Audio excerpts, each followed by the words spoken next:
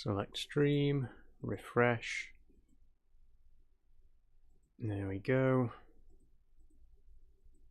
Just bring all of this stuff back up.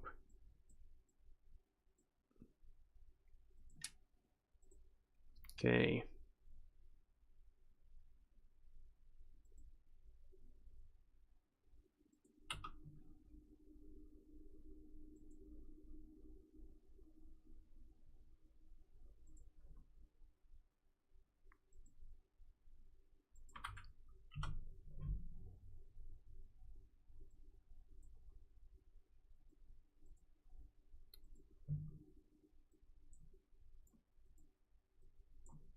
Okay, hello everybody. 1 second. Just let me get everything where it needs to be.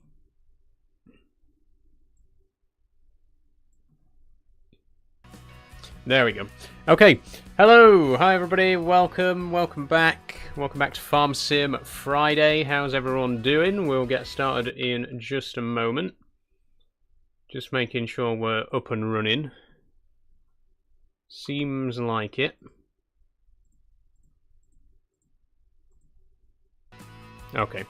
Hello! Hi Dagger, how you doing? Hi kids, love today's outfit. Thank you very much. Thank you. So we're back in Farming Sim. We're back playing some more Saxlingham. That is the plan. As you can see, I have now acquired the Highland Fishing DLC, but we're not actually going to be playing on the new map. We're still playing on Saxlingham for the time being. But we do have the DLC now, which means we get access to all the new equipment and stuff like that that comes with it. So let's dive right on in. The thing with the Highland Fishing DLC, I actually didn't realise that I bought the Season Pass for this game. Back when the first DLC came out, the Nexat pack, I bought it on its own as a standalone because I wasn't sure if I wanted to commit to getting the Season Pass. But then when Plains and Prairies and the Mercedes-Benz DLC released, I decided to get the Season Pass then. So I completely forgot that I did that. And this morning I was like, hang on a minute, I have the Season Pass, so I can download the Highlands Fishing DLC right now. So I downloaded it. We've got the DLC installed. Like I say, we're still playing on Saxlingham for now, but we will be able to get the new equipment from the DLC. There's some new animals. I believe there's Highland cows. There's new crops, which are onions, I believe, and also peas, I want to say. Unless peas were already in the game. I can't remember. And there's a couple of other new bits and pieces as well. There's fishing. I don't know if we're going to actually do any fishing today, but we can do fish farms now. Hi, South Devon Contracting. How are you? I'm doing very well, thank you. Looking forward to this stream. Peas are already in the game. Okay, thank you for letting me know, Ruben. I think we might have done peas before, actually, now that I'm thinking about it. How do you spell your name? Says Bimmer Power. My name is spelled S-A-U-L. What do you do for work? Says Big Chungus. I get asked this in every single live stream, and the answer is always the same. I'm currently between jobs. My most recent job was as a graphic designer at a print shop, designing business cards, brochures, posters for local businesses. That is the correct spelling, Bimmer Power, yes.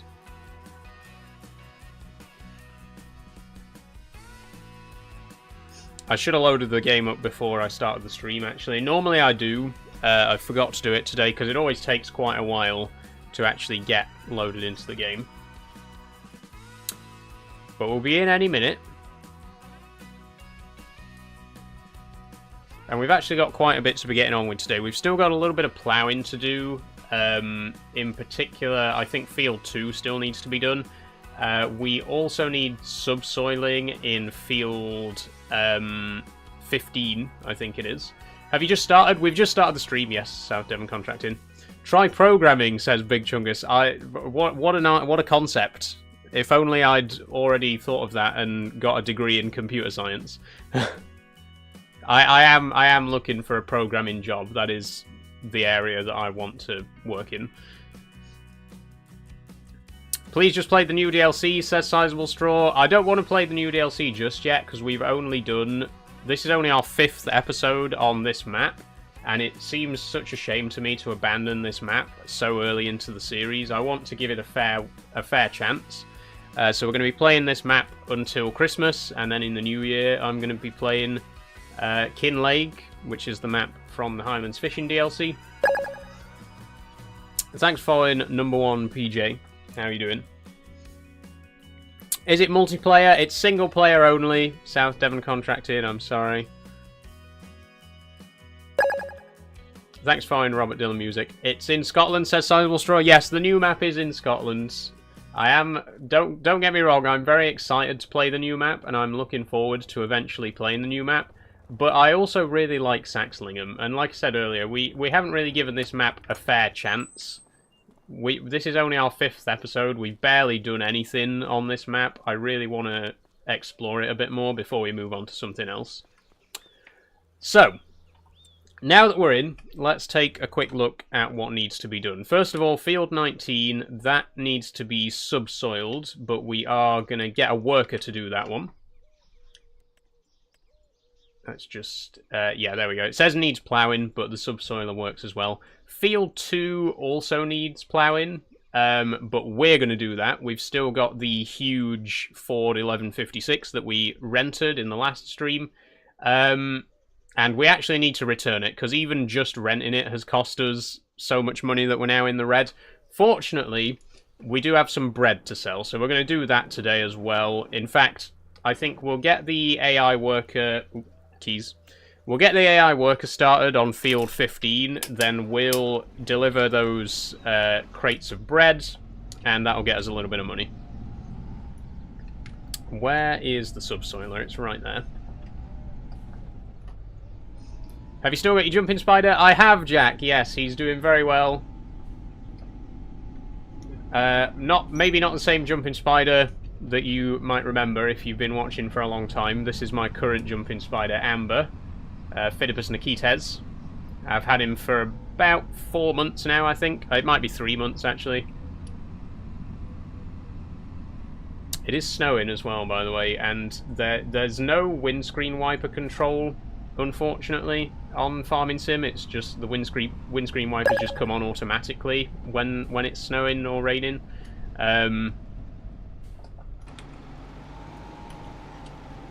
Thanks for following Caden LCFC26. Thank you very much.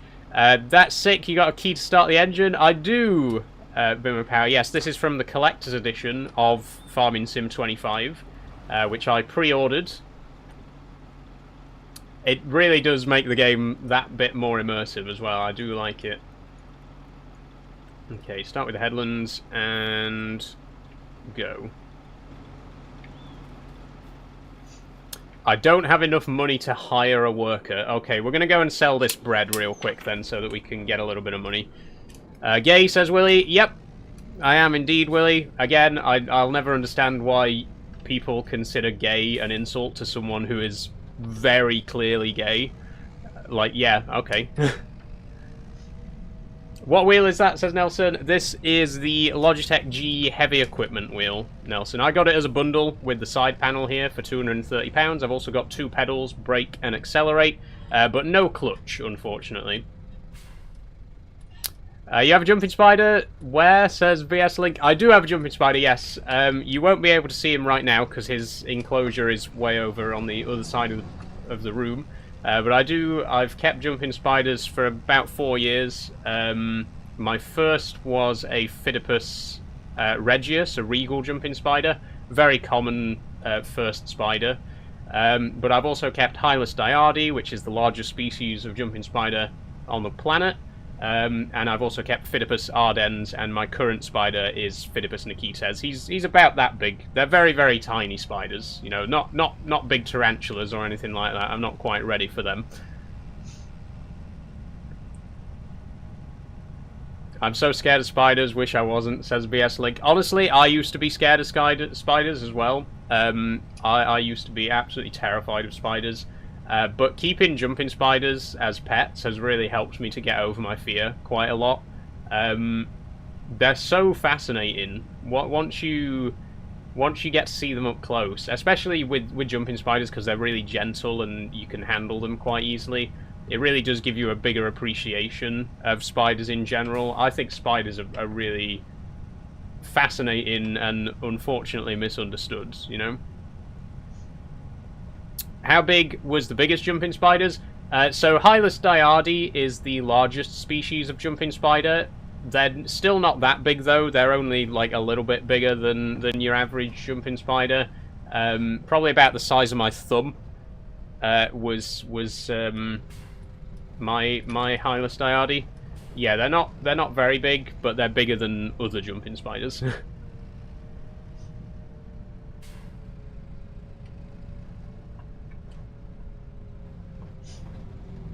Charlie on YouTube says you can't play farming games if you're not a farmer in real life, mate. I'm not aware of that being any kind of rule. That's the first I've ever heard that you must be a farmer to play farming sim. Do I need a license? Do I need to present my farmer's license to be able to download and play the game? Okay, selling the breads. £35,000. That's more like it. Now we can afford to hire an AI worker to do the subsoiling in this field here. Why aren't you moving? Oh, he's going. He's going. Okay. Oh, sorry. Does the wheel have force feedback? It doesn't, Nelson, no. This wheel does not have any force feedback. It's a very basic wheel. It's cheap, but you get what you pay for, you know. Okay, why... And the question is, why are you going all the way up to the top end of the field when you could have just started in the corner that I started you in? I need to keep an eye on her just for a minute to make sure she actually does start working, because you know how AI workers are in this game. They're notoriously terrible at their jobs. I want to see the sub... There we go. The subsoiler is down. Okay, it's back up again. You don't run me over. It's back down again. Okay. What are you doing?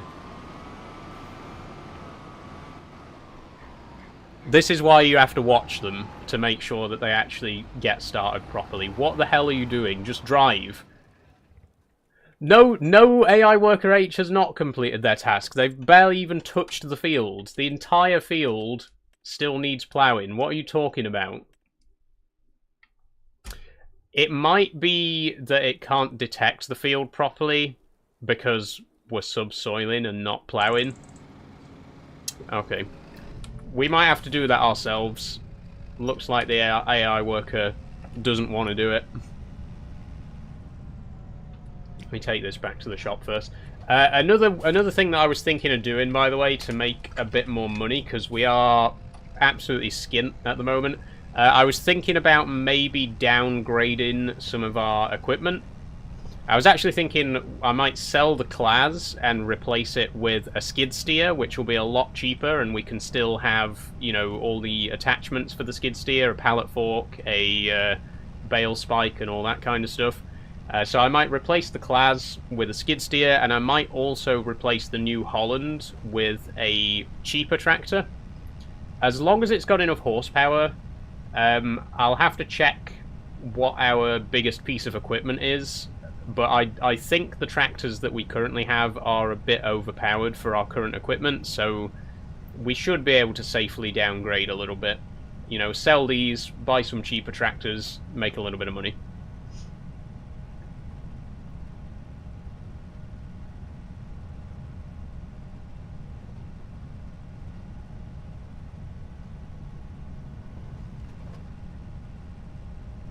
In my opinion, never get a skid steer in Farming Sim, says South Devon Contracting. I like the skid steers. I love driving skid steers in Farming Sim. It's just, for me, it's because they're so compact. It's so easy to get them into tight corners. Especially where we've got the bakery, there isn't really enough room for us to get a full tractor in. Which does make it a bit difficult.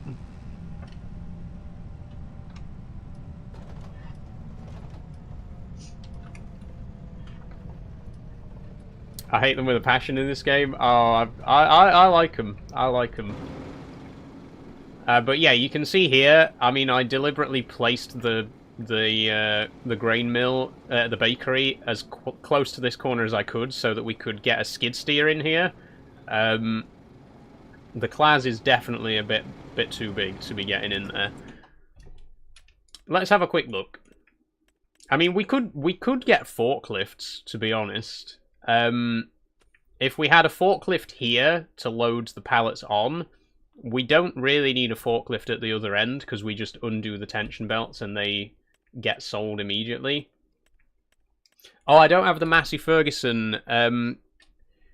You might remember when we played Moss Valley, we had the Massey Ferguson front skid steer, which I really like, and it's really cheap. We don't have that mod active at the minute. And these are quite... I mean, the New Holland one's fairly cheap. So it's either that, or we could get a forklift. A forklift could be a good choice, to be honest. Forklift, especially the Manitou, that's really cheap. Again, if we have a forklift just for moving stuff around and putting stuff onto the trailer, and then at the other end we can have a... well, we don't need anything at the other end. The only problem is we also need bale handling capabilities, which we won't have with a with a forklift, but we could with a skid steer.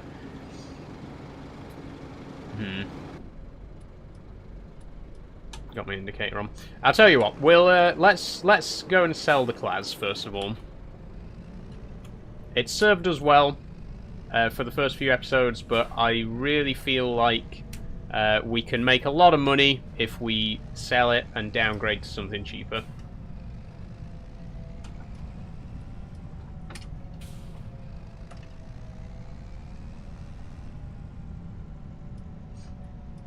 I have to remember to get the bale spike as well, which is the bale spike at the farm or is it at the sheep pasture? Because I don't want to drive all the way down to the sheep pasture for it.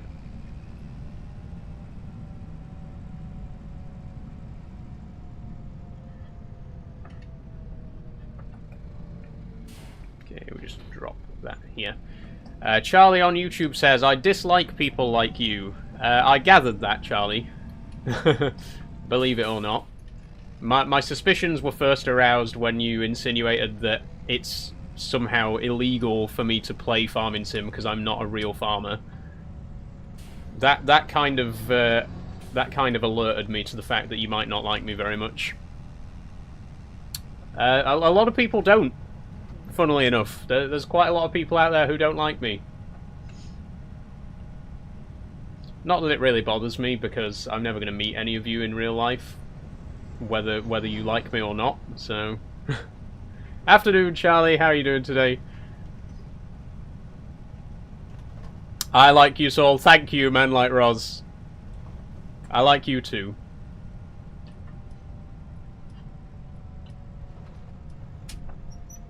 Good, says Charlie. Glad to hear it. Okay, I've still got my indicator on. I've got a mod which is supposed to reset the indicator when the steering column resets, but for some reason it sometimes doesn't.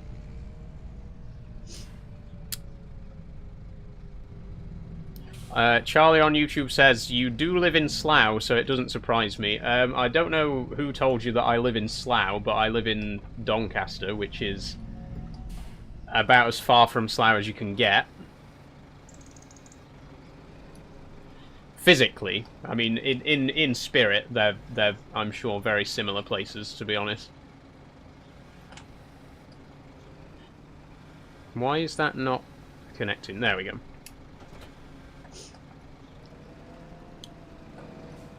Thanks for following Man Like Rods, by the way.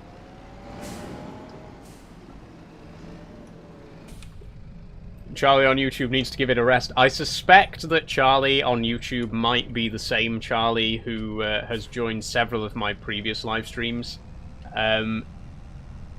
The thing is, he always joins under a different profile, but all of his profiles have the word Charlie in the name, so it's like, I know it's you. I know it's the same Charlie, just on a different account.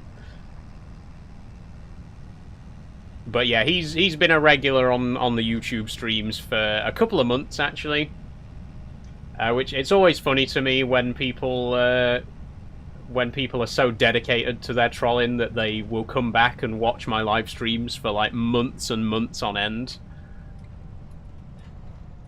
Like, you'd think if he didn't like me that much, he'd just stop watching, but guess not.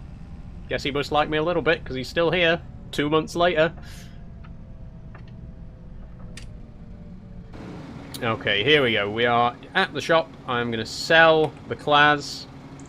It's been fun. It's a good tractor. I don't dislike the tractor, but we just need a bit of money. Thanks for following, Leon Case. No offense, but are you attracted to men or women, says Carlton. Both, Carlton. I'm not really fussy when it comes to gender. I would definitely say that I prefer women. But I won't say that I'm completely unattracted to men either. Okay, let's get ourselves the Manitou. We're just going to get it stock standard. I'm not really too bothered about customizing something like a forklift. It's really only going to be used for shunting stuff around the yard, so we'll just have it as it is. This is a really good forklift, though. I believe this was originally in FS19, but obviously this is a mod to make it playable in FS25. Great forklift, though, quite beefy. I mean, you can see just by looking at it, it's quite a souped-up forklift. Designed for agricultural uses. Probably not road legal, but we're driving it on the road anyway.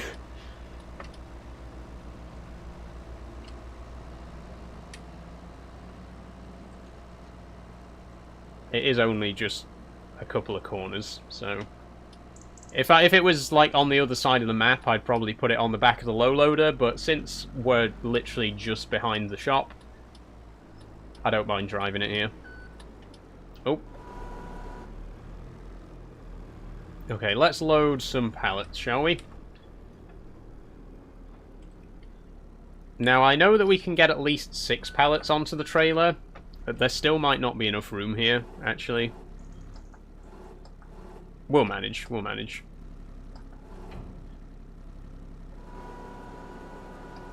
Yeah, I know that we can definitely get 6 pallets onto the trailer. I'm wondering if we stack them on top of each other, we might be able to squeeze 12 pallets on there, which would be very good, if possible.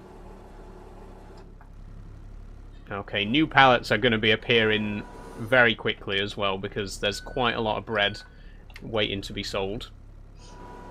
I'm playing Farming Sim right now whilst watching and listening to a Farming Sim stream, says South Devon Contracted. I do the same thing, honestly.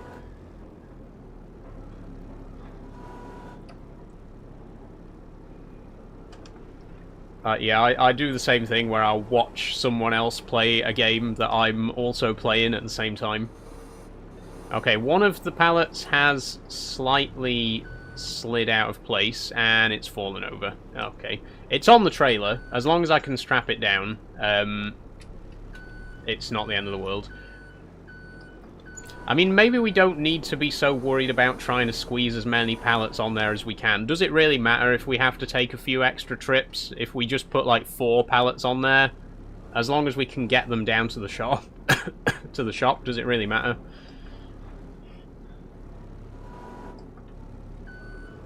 Don't spawn another one.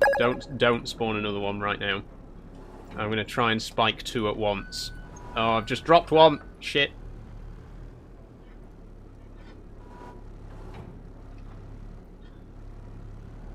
Okay, there we go. It's definitely strong enough to lift 2 at once.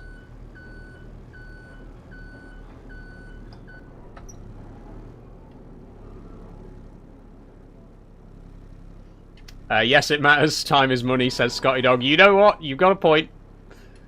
How are we, Saul? Hope you have a great weekend. I'm fine, thank you, Danny. How are you doing today? Thanks for following PRFARC0. Thank you very much. I thought you were fishing, says Wake and Bait. Unfortunately not, Wake and Bait, no. The title of the live stream was... I don't want to say clickbait, because I am using the new Highlands Fishing DLC, but I'm not actually fishing, that's just the name of the DLC. And I'm not actually playing on the new map either. But we are going to be buying some of the new equipment. I've got my eye on the New Holland T8000S, which is one of the new tractors from the Highland Fishing DLC.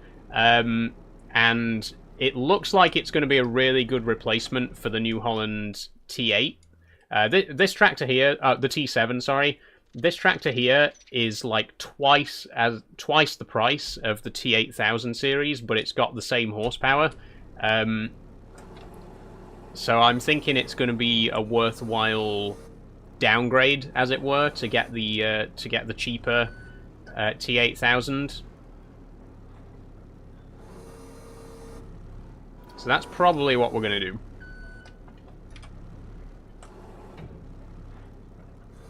Okay, can we get another one? There we go. Brilliant. That's it. This is already easier than the front loader. The thing is, with the front loader, you've got, like, a lot more freedom of movement. With the forklift, it basically just goes up and down, and you can tilt it forwards and backwards slightly. But it's a lot easier to maneuver than a front loader. Hi, how are you? I'm good, Dempsey. How are you doing today?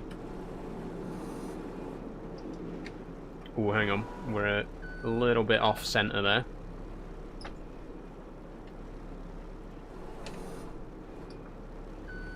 There we go. Look at that. Okay. This would have taken me 20 minutes with a front loader. It is genuinely so much easier with the forklift. I'm gonna try and double stack them as well. I think we can double stack these.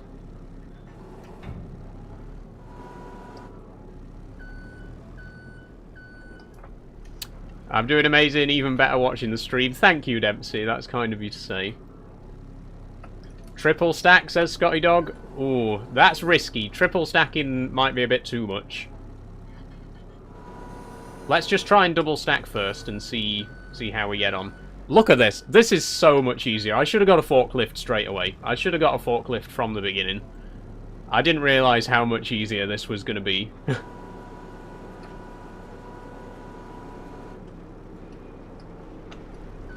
Okay, here we go.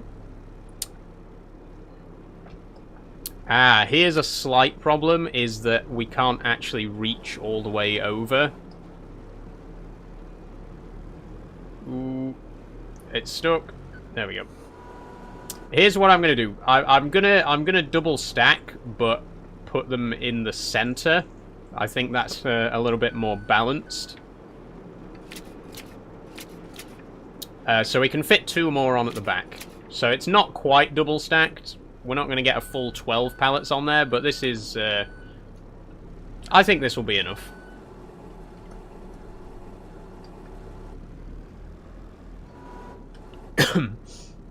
Is the game supposed to be relaxing? I find it stressful, says Chester.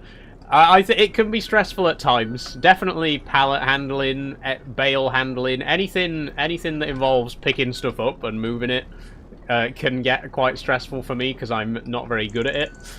But field work is definitely very relaxing. Once you're out in the fields, that's where the relaxation comes in. Thanks for following, Joey48.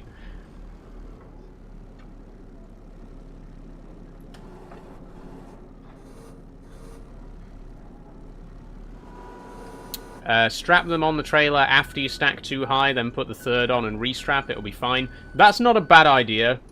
South Devon Contracting. We do only have 2 pallets left, so it would be nice if we could get them all on in one go. Logging can be a pain as well. Yeah, logging, I'm not a big fan of logs. Again, it's just picking them up and handling them with the physics in this game is not always very fun. Okay, there's still 38,000 litres of wheat in there, so it's still going to produce a few more pallets. So I'm thinking, actually, I'm going to leave those 2 pallets, and in January there'll be a few more to sell. Don't forget that the price will actually be higher in January. I'm only selling them right now because we are a bit desperate for money. But we can afford to leave those 2 and sell them in January when we'll actually get a slightly better price for them.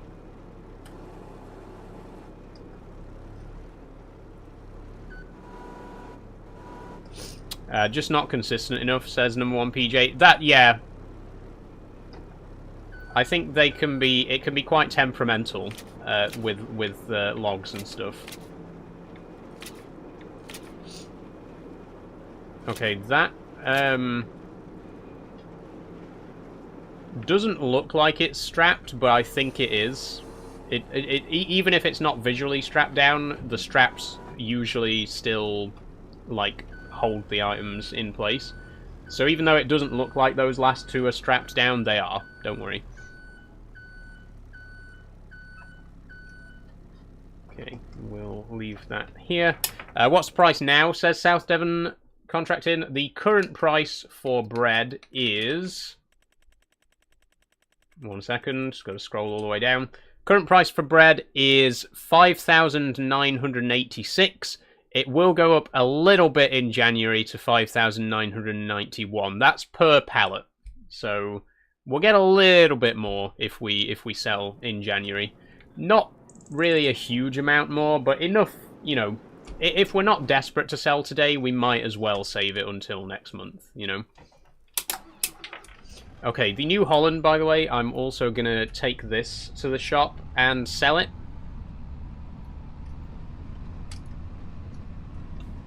And I think we're going to, like I say, we're going to replace this with the T8000 series, which is an older tractor, but it actually has slightly more horsepower than this. This has got 271. The base T8000 has 281. Okay, that's the edge of the map, so we can't actually... I didn't want to drive across the fields. Okay, there's a tree here. Okay. Never mind. I've made a mistake. I should have gone round the top of the field instead.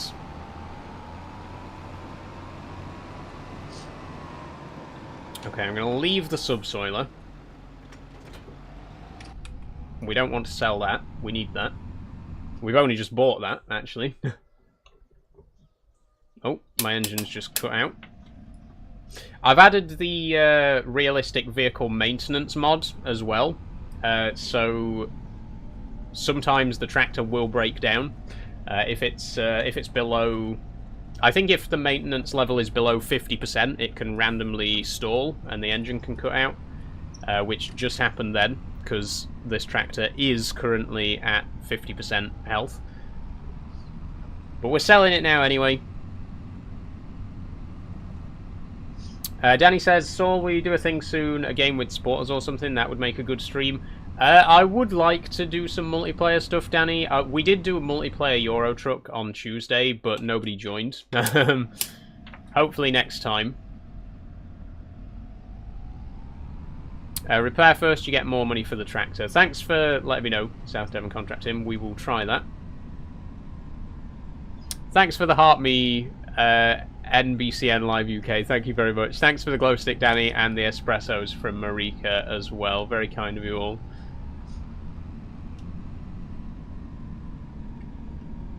So if we repair it, obviously we'll get more money if we repair it first, but will we get enough money to make it worth repairing? It's going to cost 10 grand to repair.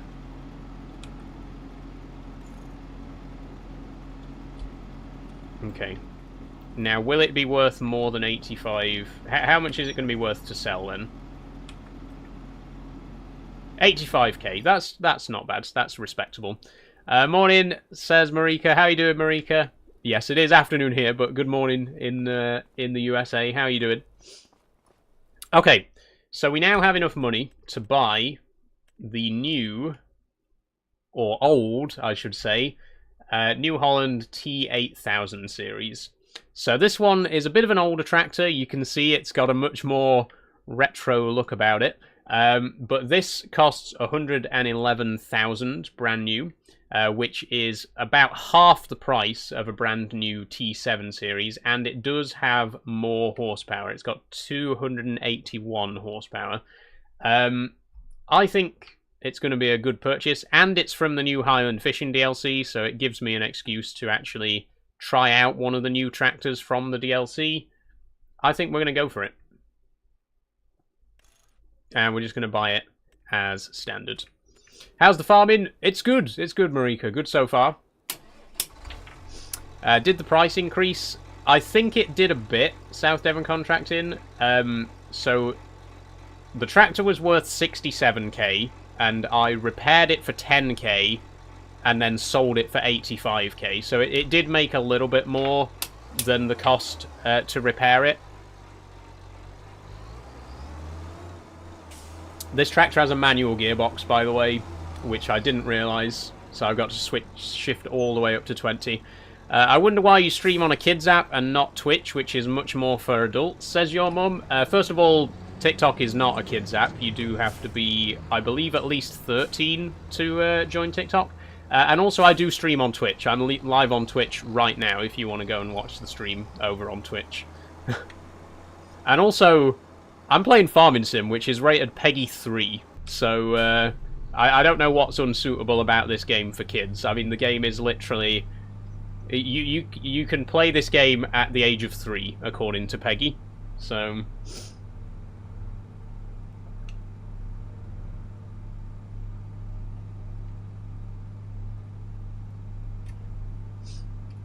you've just said it's not a kids app, but it's suitable for 13-year-olds, says your mum. Okay, yes, 13-year-olds are kids, but there's a difference between, like, a 13-year-old and a 5-year-old, right? Not that it makes a difference, because, again, the game is rated Peggy 3, so it really doesn't matter if you're a kid or a teen or whatever. Nothing about the stream is inappropriate for children in any way, regardless of whether I'm streaming on TikTok or Twitch.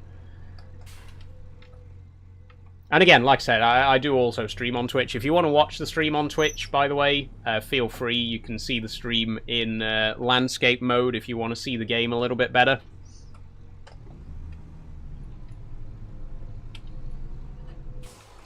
Now, the question is there any way to actually get to field 15 without going straight across to field 19, sorry, without going straight across?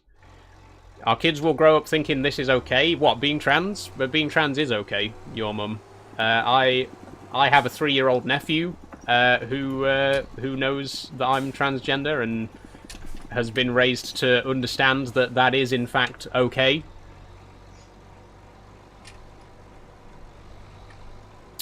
You know, I mean, just closing your kids off to the world is just going to make them maladjusted. You know, trying to shelter people from the realities of the world, all you're going to do is make someone who has no idea what's actually going on outside their own households, you know.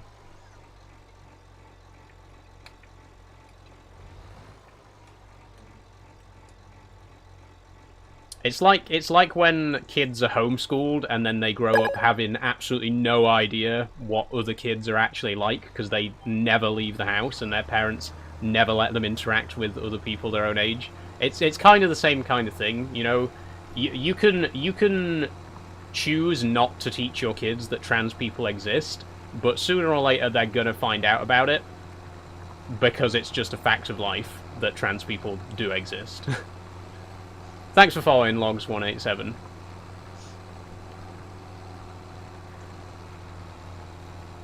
I'm gonna quickly test the beacon light on this tractor. Okay, that's good. It's a good beacon light. It's not a flashy one. It's a spinny one. So we can have the beacon lights on when we're on the road. Not when we're doing field work. That would be inappropriate.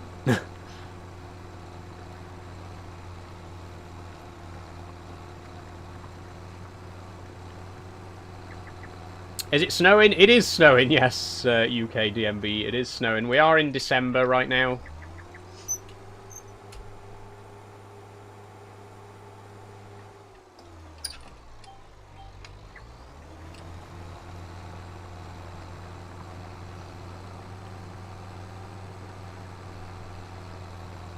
Hey STFC, how have you been? I've been good. How have you been? Evening, Farmer Brian. How's things? Things are good. Doesn't that mess up the fields though, and does it make it harder? It doesn't actually have any effect, DMB. In real life, yes. Snow can definitely affect things like that, but in the game, there's no actual effect. I can quite easily do this sort of work in the snow without worrying about it.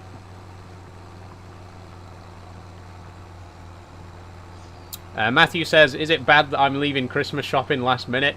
It's not bad, Matthew. I haven't really started my Christmas shopping yet, to be honest. I bought some Lego for my sister and my nephew, but apart from that, that's the only Christmas shopping I've done so far.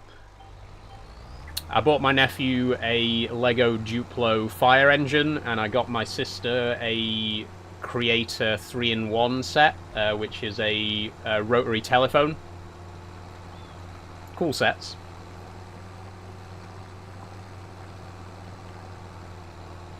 Are you live on Christmas Day, says Charlie? No, Charlie, definitely not.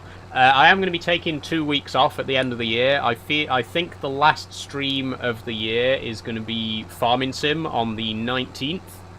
And then I am going to do one stream after Christmas. Like I did last year, I'm going to do a special end-of-year stream, which will be like on the 28th or 29th or something. We'll do a special 5-hour stream to celebrate the end of the year. And just like last year, I'll be doing a bit of everything. Bit of Farming Sim, bit of Minecraft, etc, etc. So there will be a big end-of-year stream. Marika, I'm going to go work out, catch you later. Thank you, Marika, thanks for joining. Matthew says, you hope your sister's not watching the live. Don't worry, she already knows what she's getting. She asked for it, so when you get to our age, you know, it's kind of like, what do you want for Christmas? I want this. Okay, I'll get you that. And then on Christmas Day, you pretend to be surprised that you got the thing that you asked someone to buy you.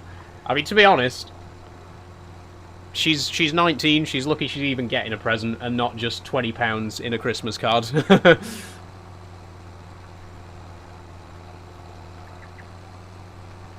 Hey, Horse Lover, how are you doing?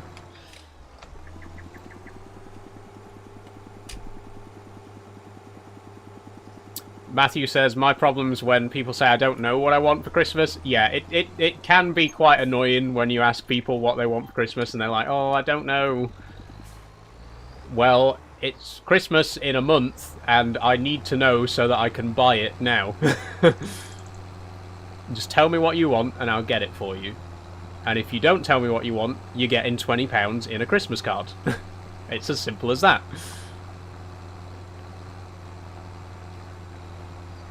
When's there going to be a video on Patreon, says Charlie? Hopefully tomorrow, Charlie. I was going to post a video today, because yesterday I took an unplanned trip to the Peak District, and I did, of course, record some footage for a video, so there is going to be another Peak District video coming in a week or so. But I was planning on posting the uncut footage, the raw footage, on Patreon, and I'll also be posting maybe a blooper reel, like some outtakes on Patreon as well. So you're going to get 2 Patreon exclusives out of this one. One tomorrow and then one next week at some point.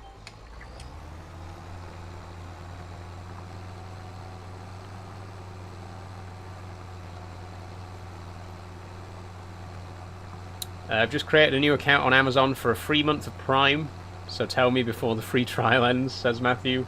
I mean, I'll probably forget, Matthew. You get a reminder anyway. It normally tells you a couple of days before it ends.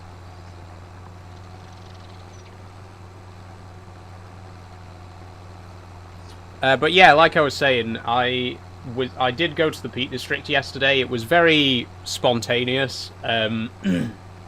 I woke up yesterday, it was a really lovely day, and I thought, you know, this is probably going to be my last chance this year to get there, because the weather is going to be absolutely terrible until, like, February. So I just said, you know what, I'm just going to go. And I quickly packed myself a lunch, and I went out there. Went on a bit of a walk to Cave Dale, which I visited in one of my previous videos, the Castleton video. But yeah, it was a good day out. A very quick one. I was only out for 3 hours. I walked about 6 miles, so a very, very short walk compared to my previous ones. But I still captured enough footage to put together a short video. So there should be a video coming next week, hopefully.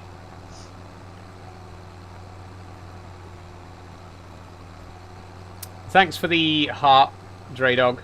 Much appreciated.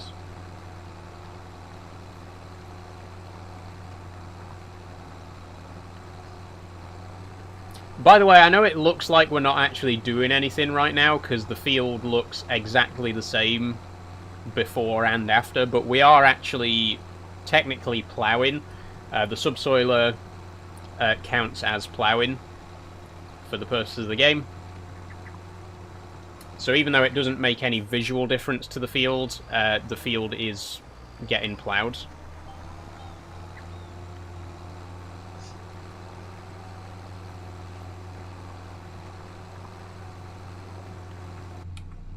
Let's go in the cab, actually. Nice cab.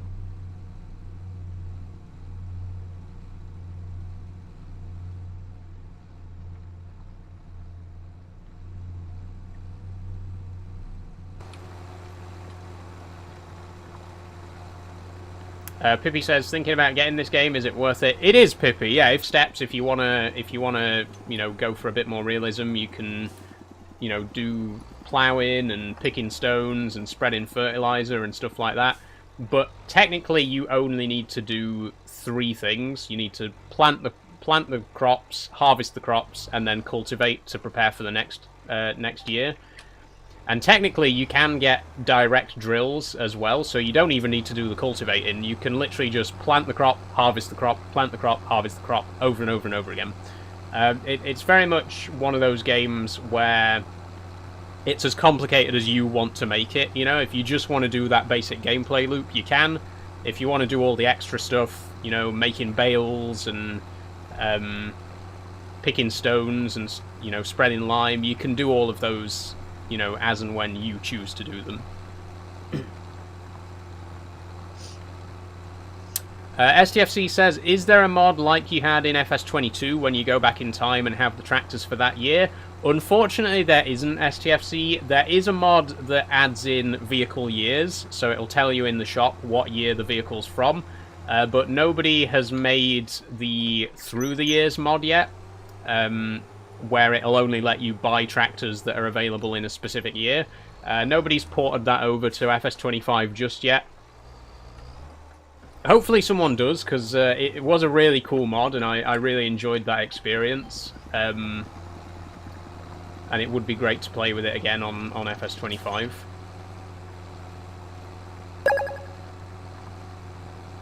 Thanks for following, Toby2025. Draydog says, not long till the Doctor Who spin-off. A year until we get a special. Yes, very true, Draydog. I'm very excited for the upcoming Doctor Who spin-off. The war between the land and the sea. Which is a bit of a mouthful. But it looks good. It definitely looks interesting. I'm glad that we're getting a unit spin-off because, you know, I think it's about time. I think it's crazy that Doctor Who is well over 60 years old at this point and we've still never had a unit special, a unit spin-off. So I'm very much looking forward to it, and I'm excited to see how they... I'm excited for the New Year's, the Christmas special next year. I'm looking forward to seeing how they explain the whole Billy Piper thing, because I'm still not a big fan of it. But it will be interesting to see how they dig themselves out of that one. Thanks for following, I love my car.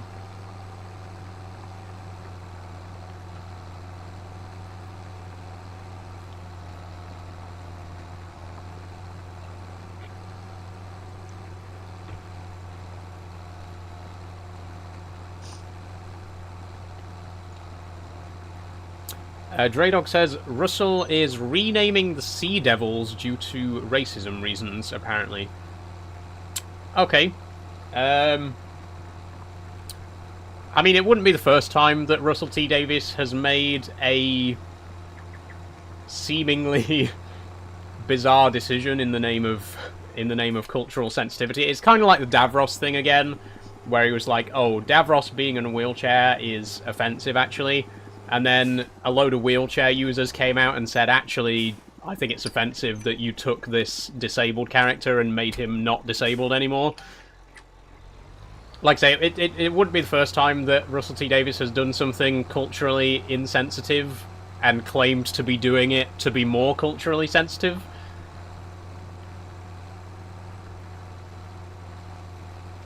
I mean, I can't really speak on it because I'm white, so I don't really know if Sea Devils is actually offensive to anyone. But I imagine there's probably going to be quite a few people saying, you know, why did you do that? It wasn't actually an offensive name at all.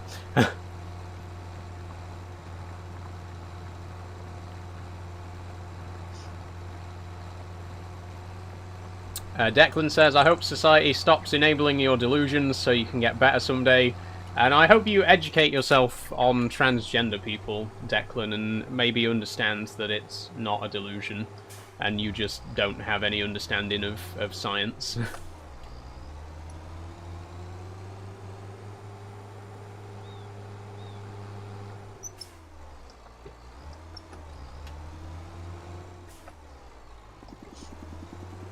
Declan was here a few days ago, says South Devon Contracting. That might well be the case. I don't remember all the names of the people who leave negative comments. There's so many of them. Declan says it's a mental issue that we for some reason treat with affirmation. Yes, it is, Declan. The recommended treatment for gender dysphoria is to affirm the patient's gender. That's very true.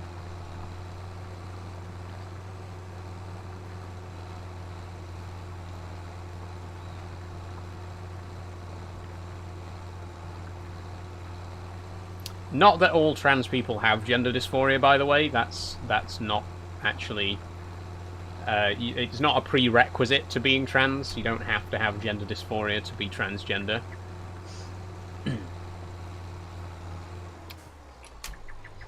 Declan says, yet 90% die before 40. How is that helpful? First of all, Declan, I'd like to see some evidence of that statistic that you just quoted. And second of all, is it any wonder? Like, whenever people are like, oh, you know, 40% of trans people kill themselves, it's like, okay, if you tell someone to kill themselves every single day for 20 years of their life, and then they actually do it, and you're like, oh, why did this person kill themselves? They must have been mentally ill. Yeah, or maybe you told them to kill themselves every single day for their entire lives, you know?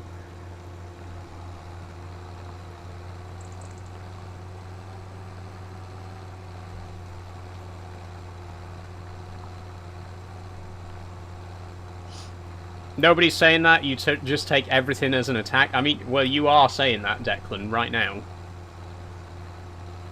What would you recommend then?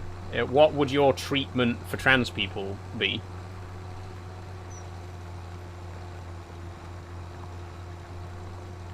What's happening? Says Danny Boy. I'm just having an argument about with Declan about my own existence. Nothing new. I do this every single day that I stream. Because some people just can't sit and watch me play Farming Sim. They have to turn it into a debate about my mere existence. Nice setup. Thank you, Jerex. Thank you very much. It's taken me a while to get this set up.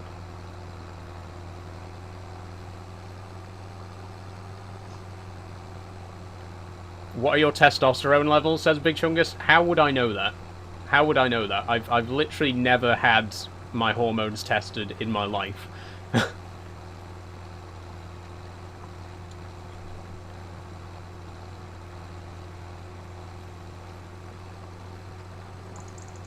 Just ignore the haters, says Danny Boy. I mean, I would, but it's more fun to interact with them, to be honest. And also, I always feel like if I ignore... I feel like if you ignore negative comments, people are more likely to then leave more negative comments, because whenever someone leaves a negative comment and I don't answer it, I'll then get another 50 comments saying, why won't you answer his question? Why won't you answer his question? Why won't you answer his question? I feel like it's actually a lot better to respond to the negative comments, because one, it gets people off your back, and two, it's more likely to help people actually understand. I'm always here to help people understand me. That's always been my intention. Declan says, stop letting people convince you we hate you. It's so regressive. Okay, Declan, if you want... Right. I'm not saying that you hate me.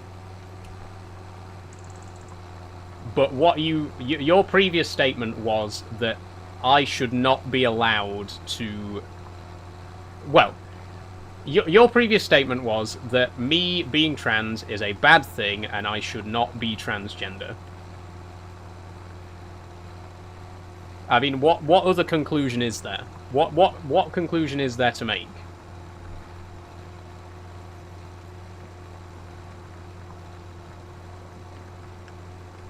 It's only 55 minutes into the live and someone's already started on you. Yeah, they always do, Draydog, they always do. I mean, look, forgive me if I'm reading the situation wrong, but from your previous comments, my understanding is that you don't want me to be transgender. You want me to stop being transgender and go back to being a cis man, right? That's what you want.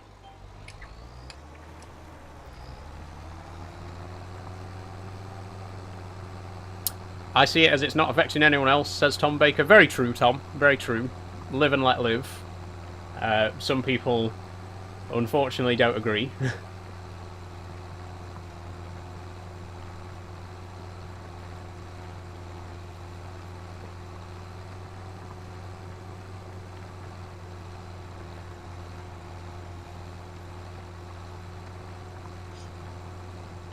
Who are you, says Shane. I'm Saul. I'm Saul. S-A-U-L, Saul.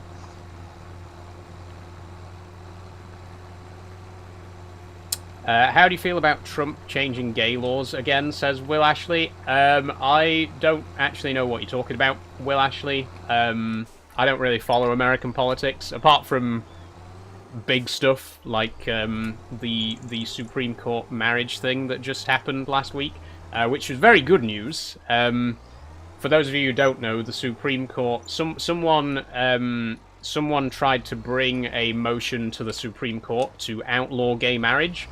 Fortunately, it didn't go through, and gay marriage is still constitutionally protected in the United States, which is quite significant. Are you from the UK? I am, Jerex, yes.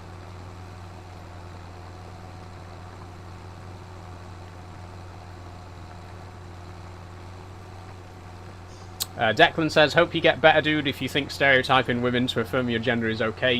Okay, Declan. Again, you still haven't answered my question, by the way, Declan. What do you think I should do? What do you think the treatment should be? Because you've made it quite clear that people who think they're transgender should not be affirmed. So what do you, in your personal opinion, what do you think my treatment should be? If I went to a doctor and said, I think I'm transgender, what do you think the doctor should do?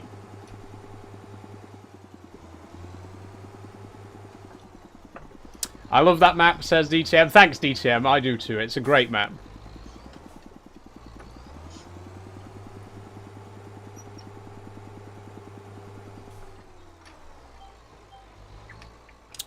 Uh, 44 plus 44 says, Of Mice and Men, the Lenny treatment. Okay, so for anyone who's not familiar with Of Mice and Men, the story ends with Lenny being shot in the back of the head. So once again, being threatened with violence. Remind me again how I'm just putting words in your mouth and how you don't actually hate trans people.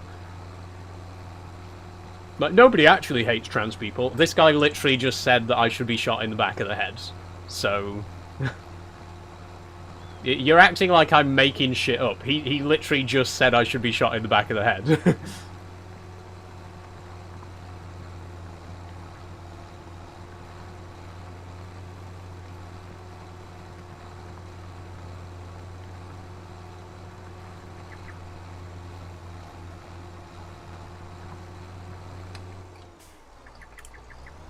Declan says you're grouping people together who have nothing to do with each other. Why we don't do that to you all? Are you joking, Declan? Are you serious? You're saying that people don't stereotype trans women, right? So so why then is trans women going into women's toilets such a big issue?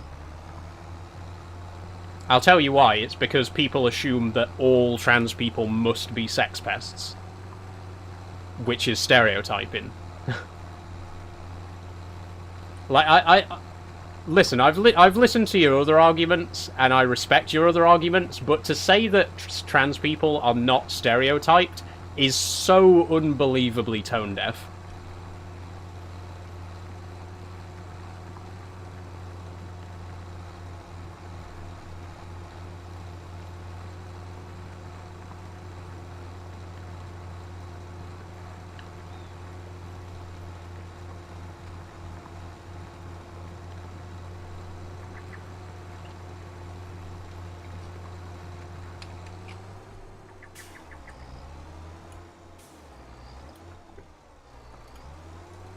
Should I call you sir or miss, says Big Chungus. You can call me whatever the fuck you like, Big Chungus. I genuinely do not care. I don't know you. I'm never gonna meet you. You can call me sir, you can call me miss, you can call me... you call me what you like. Call me a faggot or a tranny, if you really want to. I do not care. TikTok might care. I think those words might be automatically filtered by the TikTok algorithm, but if you want to call me those words just in your free time, feel free. It doesn't bother me at all. What map is this, says Jerex? This map is called Saxlingham, Jerex. It's based on Norfolk. It's based on a little village in Norfolk.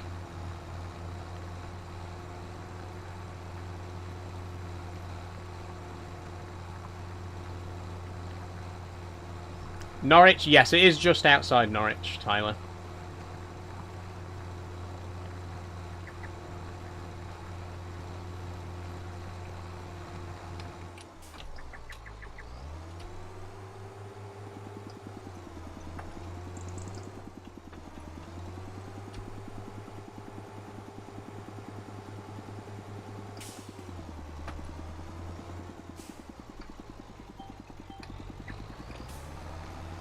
Have you planted the seeds yet? Not yet, Jarex. No, we're subsoiling at the minute. What tractor is that? This is the New Holland T8000 series. It's from the new Highlands Fishing DLC, which we aren't playing on the new map, but we are playing on. We are using some of the new equipment. Sorry. Have you decided what you're going to plant? Not just yet. Love the setup. One day I'll finally get around to do a flight sim setup. Oh, I'd love to see it, Doc Sully. I've got a friend who has a flight sim setup, and it's so cool seeing all the equipment. I think you're a great and lovely person. Keep up the positivity. Thank you, Balaclava Man. Do you play Truckers MP? I do, Will Ashley. I haven't played for a while. We did do some convoys in last Tuesday's stream, though. Are you planning on having children in the future, says Big Chungus? I am Big Chungus, yes. I would like to have kids one day.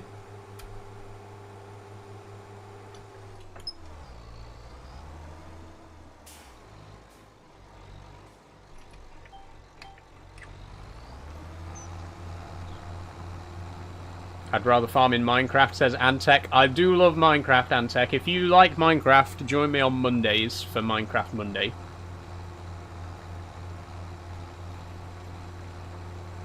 Oh god, this... I kind of regret taking this job on now, because this field is so huge. And, like I say, the AI worker won't do this job, because it doesn't... It won't recognise that the field needs ploughing, but it does. So I take it it's Farming Friday. It is, Courtney. Friday is for Farming Sim. Trucking Tuesday, yes, Jerex. Euro Truck is on Tuesdays. Minecraft on Mondays. Saul, I have a question for you. Go ahead, Mark. Thank you for following Doc Sully. What's Wednesday? Wednesday is Horror Wednesday, Jerex. I'm currently playing Soma. We started it last Wednesday, and I'm going to be playing some more of that next Wednesday. Loving the game so far. Very, very good game. I can't believe I've never finished it, because it's quite an old game at this point.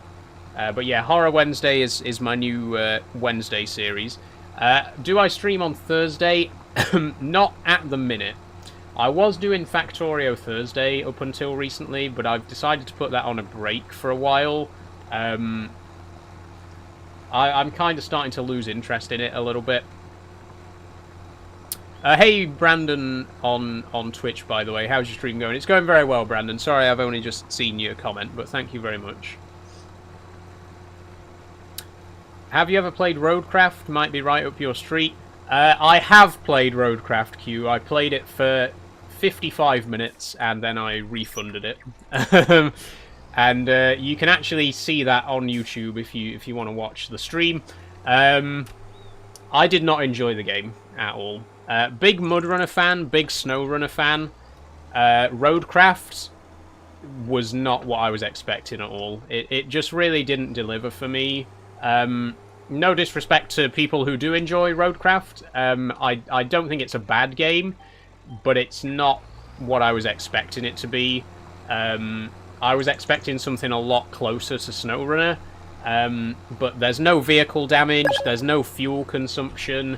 It just didn't feel like what I was expecting. So, unfortunately, I did refund Roadcraft. Have you tried Train Sim, says No1PJ. I do play a lot of Train Sim, No1PJ. In fact, I even create content for Train Sim. I'm working on a project which I'm hoping to release by the end of the year, which is a route upgrade for the Durham coastline. That's for Train Sim Classic. But yeah, big Train Sim player, mostly Train Sim Classic. I don't really enjoy Train Sim World that much, to be quite honest with you. I do feel that Classic is the superior game. But yeah, I do play Train Sim. Sometimes I stream it, but probably won't be for a while now. Watch pronouns, says Blake Clark, she, her, thanks for asking. Thank you for following Gareth Levi, by the way. I don't know if I already read your name out, but thank you.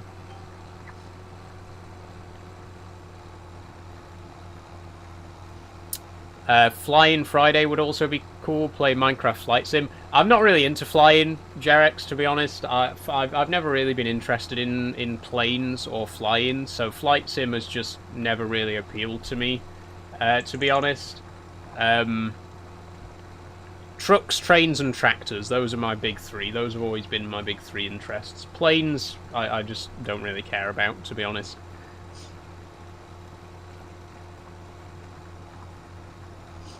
Will you play Forza Horizon 6 when it releases? Maybe, Jerex. I don't really play many racing games. If I get a racing wheel, I might do. But this wheel isn't really suitable for racing. It's more for heavy equipment. Have you ever played Euro Truck Sim? I have, Eamon. I play Euro Truck Sim on Tuesdays if you want to join me. Not this Tuesday coming, though. Looks like great fun going up and down a dirt field for hours on end, pal, says Ethan. It is, Ethan, yeah. It is. This game has won awards for a reason.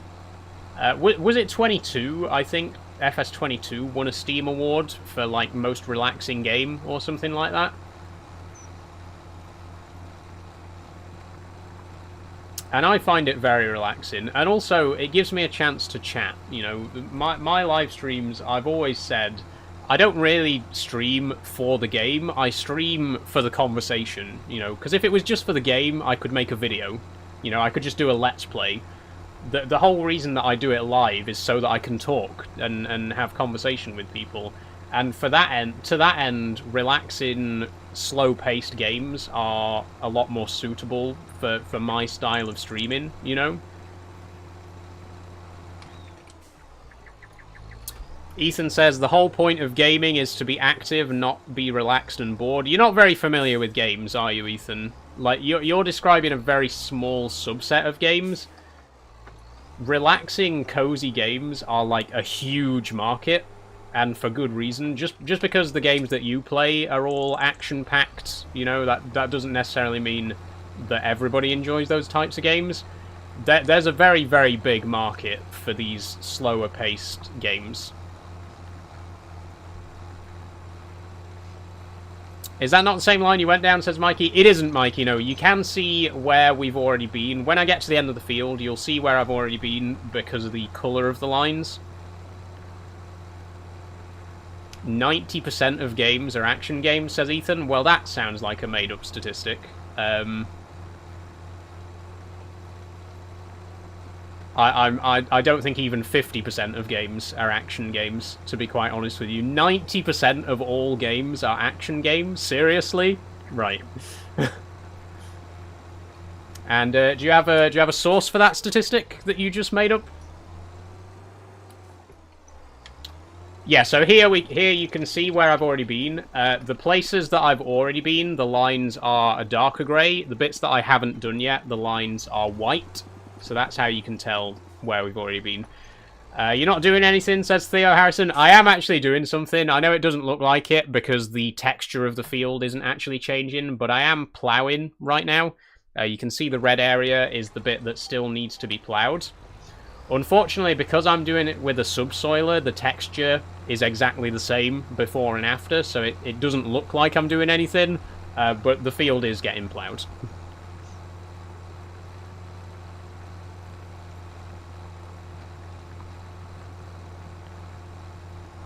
39% then, Genius. The rest are story games. Okay, Ethan. Well, even that statistic's wrong, apparently. According to Heather's, 24% of games are action, so that's not even a quarter of all games are primarily action-based games. Wow.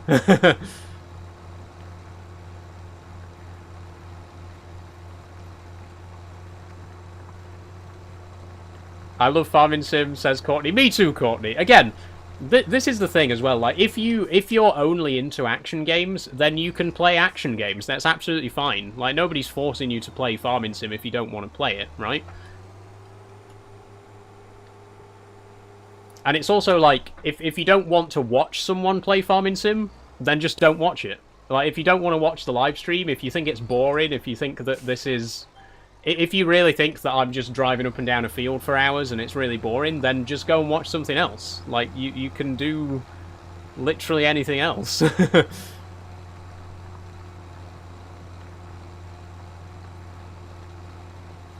Why are you even pressed about it? Because I said the game looks boring. I mean, I'm not really pressed, Ethan. I'm just curious as to why you're watching the stream if you think it's boring. Like, just don't watch it if you don't want to.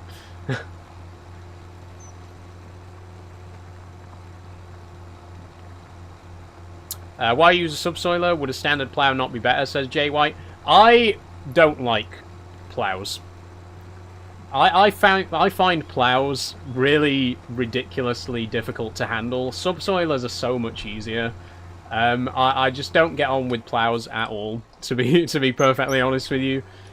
We do have a plough at the minute. We've leased this one to do the big fields, and it's just such a pain in the arse. I really don't like it. I very much prefer subsoilers.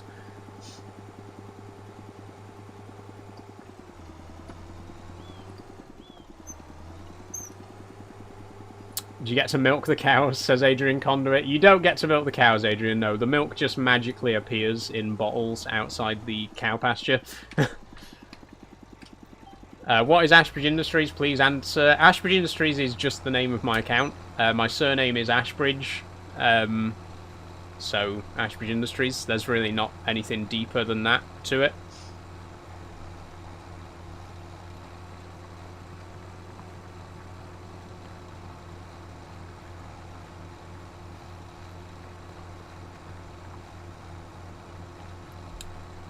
Bro bought a wheel to play farming sim, says Keanu. Yes, I bought the farming... I bought the heavy equipment wheel, which is specifically designed for farming sim, to play farming sim. Wow, shock. Like, you know not every wheel is a racing wheel?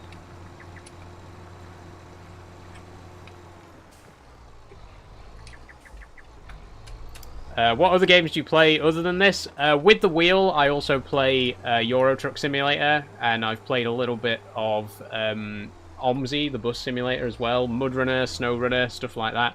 I also do stream Minecraft on Mondays. I play horror games on Wednesdays, sci-fi games on Sundays. I've got quite a busy schedule. This week, I'm going to be playing... Well, I'm going to be doing a stream on Sunday, and then next week I'm going to be doing Monday, Wednesday, and Friday.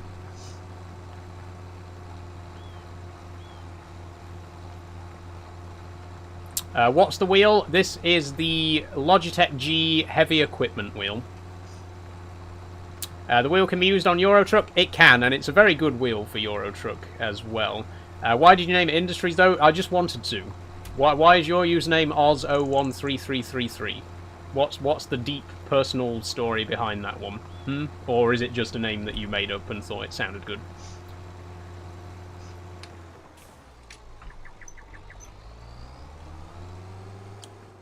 So it's not made only for Farming Sim, is it, genius? Says G-Paster. Okay. Are we...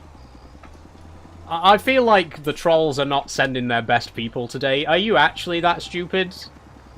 The wheel is designed for Farming Sim. That doesn't mean that you can only play Farming Sim with it.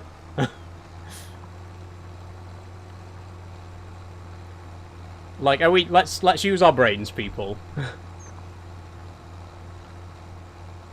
How'd you get these lines, says Caden? The GPS steering is standard on FS25. I think it's based on the GPS mod that was in previous Farming Sim games, but it does come as standard for 25.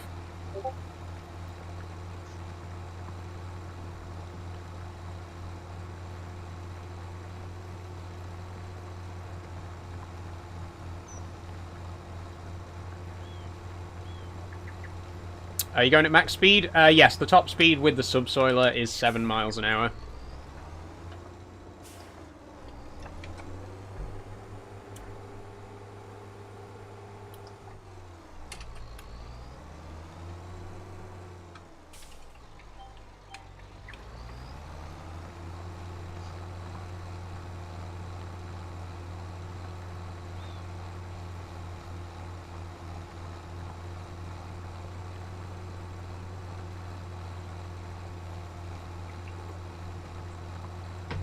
Love your outfit. Thank you, BPL.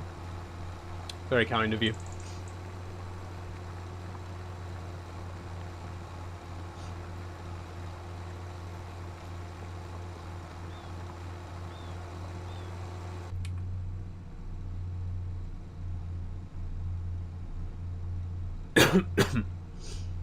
Okay, looks like it's quietening down a bit.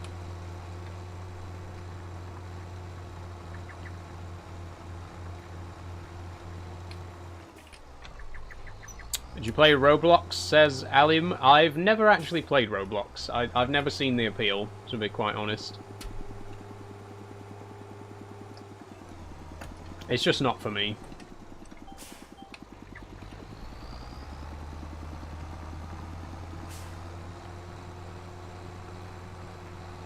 Did you ever farm Aura, says Own8s. I don't need to farm it. Don't need to farm it. I've got it to spare.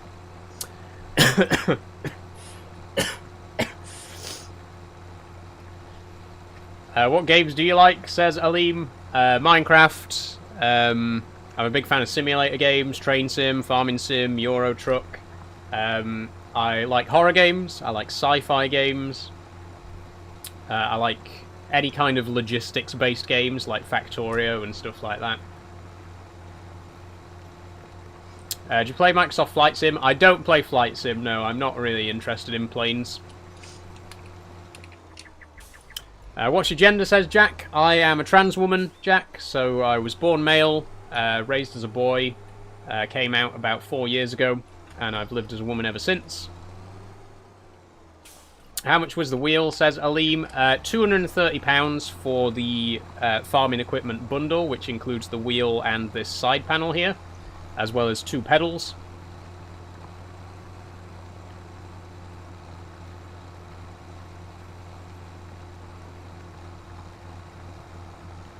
How are you finding the map? Says it's Jack. I love the map. Really great map. I like the scale of it so far and the detail. It is a very detailed map. Not Train Sim? Yes, I do play Train Sim, yeah. And I also create mods for Train Sim as well. Like I say, I'm working on a route upgrade at the minute for the Durham coastline.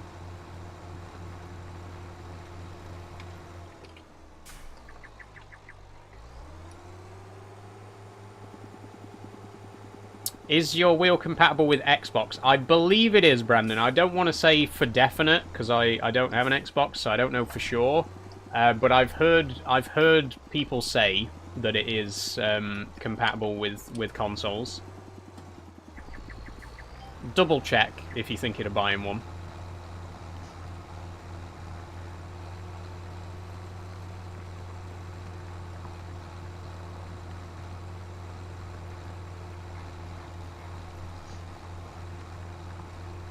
Seems a good price, says Brandon. It is a very good price. It's very basic, but you get what you pay for, you know. It's a very good entry-level wheel. Hi, Cody. How are you doing? I'm good, thank you.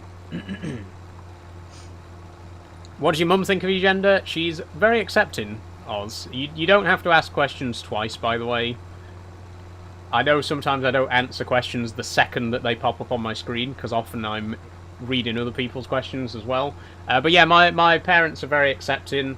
They've been very supportive of me from day one, as have the rest of my family as well. I've been very fortunate.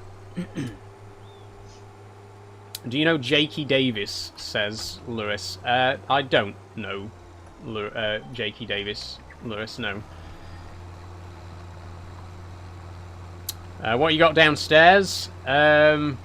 Kitchen, fridge, microwave, oven, air fryer, piano in the living room. We got a downstairs toilet,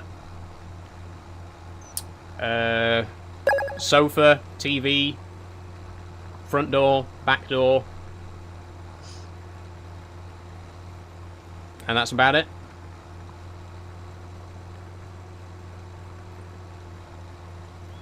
Jay says, I might try Farming Sim 25. It's free on Xbox Game Pass. If it's free, you might as well give it a go, Jay, you know. You might enjoy it. South Devon says, I have to go for a bit. I'll see you soon. See you later, South Devon. Thanks for joining. Why are people asking weird questions, says Cody. Because I'm transgender, Cody. It's as simple as that. People see a trans person and they think that gives them license to ask the most outrageous questions. Like, could you imagine going up to a non-trans person and being like, do you have a dick and balls? Like, it's just a weird thing to ask. You wouldn't ask that question to someone who isn't transgender. Why would it be an appropriate question to ask someone who is transgender? I don't get it.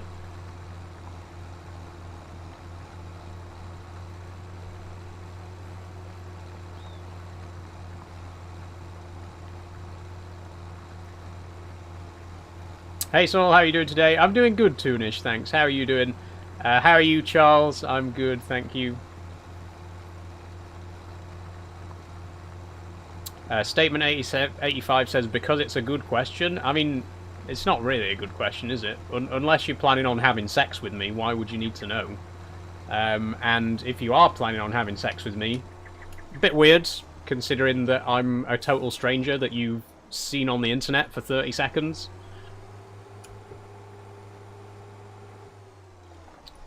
Upright and breathing, can't complain too much, says Toonish. Honestly, I feel that. I feel that.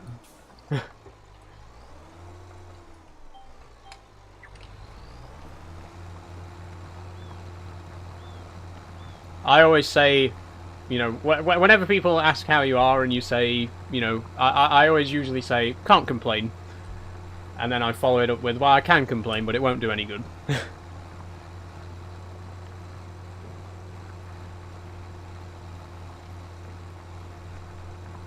Men see a silhouette of a body and start thinking crazy. Yeah, they really do. They really do, Quaaludes. Interesting username, by the way. What tractor is that? Is it a T8? It's actually the T8000, Charles, which is a little bit older than the T8. This is from the new Highlands Fishing DLC.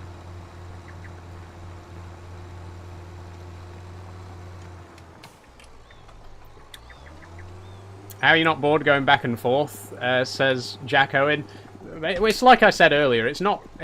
If I was just going back and forth in complete silence, that'd be pretty boring, but I'm not just going back and forth, you know, I'm also interacting with the audience. That's really... To me, that's the most important part of the stream. Like, the game isn't really that important, to be honest. I'm here to have a conversation, you know, I'm here to talk, so...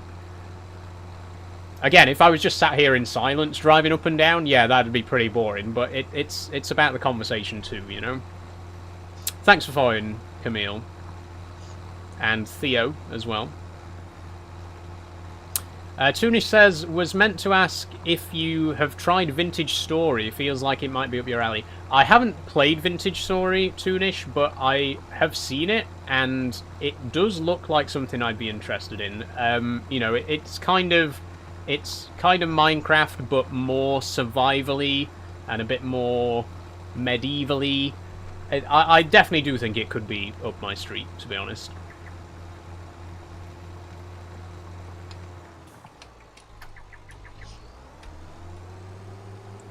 I think people are more curious of trans people, as it's a relatively new concept, says Own8S.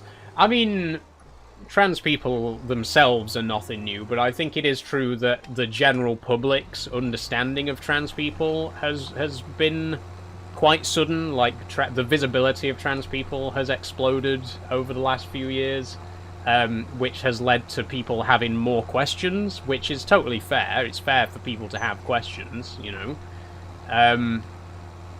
Most of the questions are just, do you have a dick and balls, as you can see from the comments that I'm currently getting, which I am just going to ignore until they stop, because almost universally they'll get bored after a couple of minutes and go away. But yeah, like I say, trans people existing isn't a new thing, right? But trans people being in the public eye is definitely something that's exploded a lot over the last few years. And unfortunately, when something enters the public consciousness quite suddenly, like trans people have, you're gonna inevitably end up with a lot of people who have no idea what they're talking about, thinking that they know it all, you know?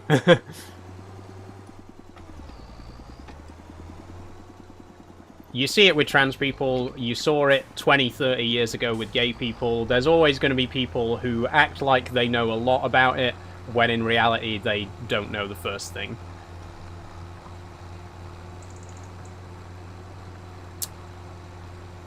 Once again, I am just going to ignore the spam comments, by the way.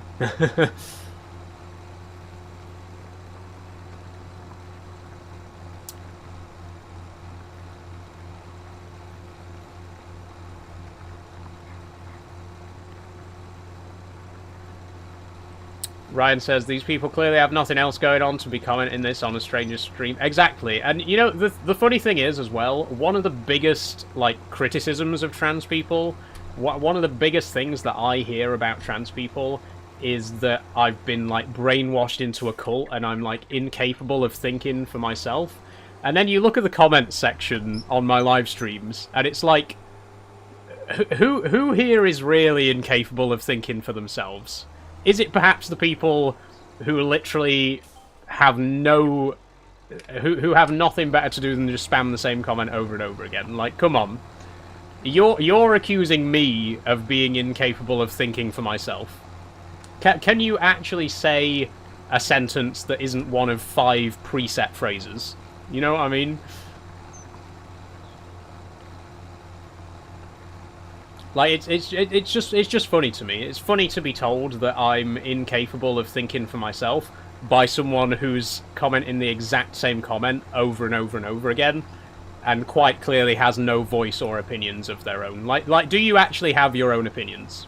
Are you actually capable of forming your own opinions, or do you just go along with whatever the general consensus is? You know, do you just go along with the group?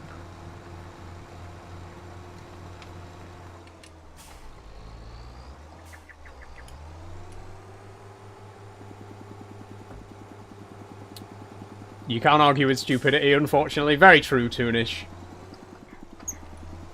What's that saying? Winning an argument against an intelligent person is difficult, but winning an argument against a stupid person is impossible. Because a stupid person is incapable of understanding that their argument is wrong.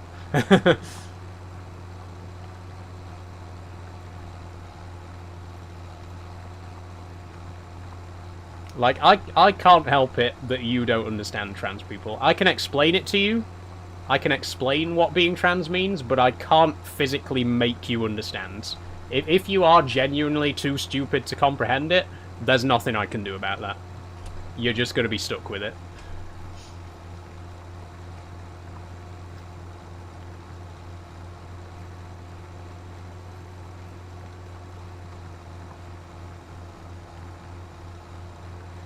Don't mind them. Thank you for being you. Thank you, Poppy. Thank you.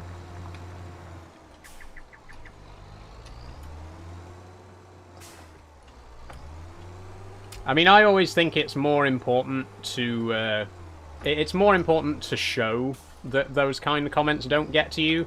If I just broke down into tears and ended the live stream, what would that achieve? That's what they want me to do. That's what they expect to happen.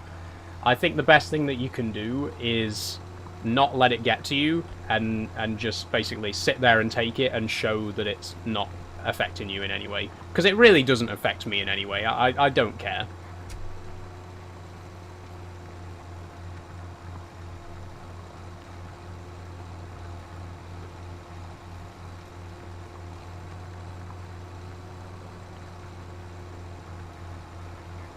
Can I ask a question? Go ahead, No Square.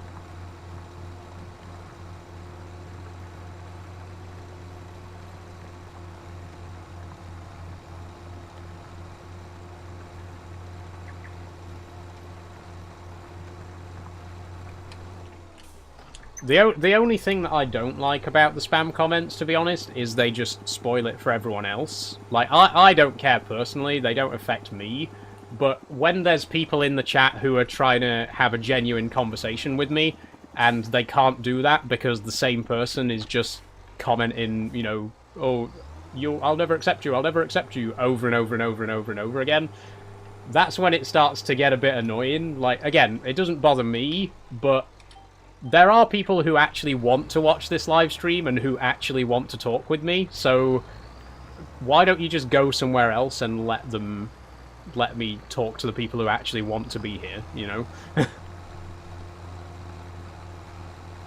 And that's the other thing as well, like, if the fact is, at the end of the day, this is a completely optional live stream, you know, like, you being here is a completely optional thing. If you don't like it, if you don't want to watch it, literally all you have to do is take this finger, put it on your phone screen, and go, whoop, and then you will literally never see me again. Literally all you have to do is scroll one single time, and I will be gone from your TikTok forever. Like, if you're not doing that, then you're choosing to be here, you're choosing to participate in my stream, and you are therefore more likely to get my future live streams and videos recommended to you. So you're literally choosing to put me on your For You page by continuing to stay here and comment.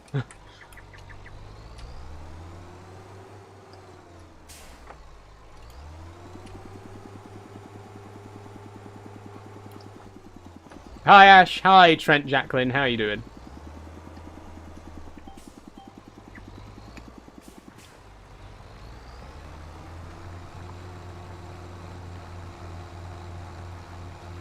Pack of sheep just following each other's comments. Exactly, Reese. At this point, I am just gonna flat out stop responding, because really, even responding is just giving them what they want. From this point forward, I'm just gonna flat out ignore any spam comments, and hopefully they'll get bored and go away, and we can carry on with the genuine conversation.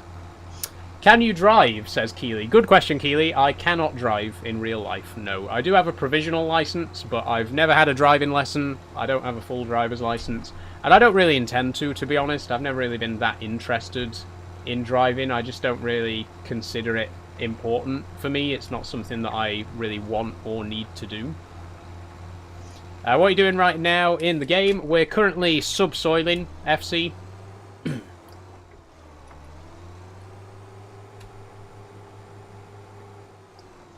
I was thinking about Farming Sim 25. Is it worth it? Says Alfie. It's definitely worth it. If you're new to Farming Sim, obviously the best place to start is with the newest game. But if you're an established Farming Sim player, it's definitely worth the upgrade from FS22. What yard are you using on Saxlingham? Says Sam.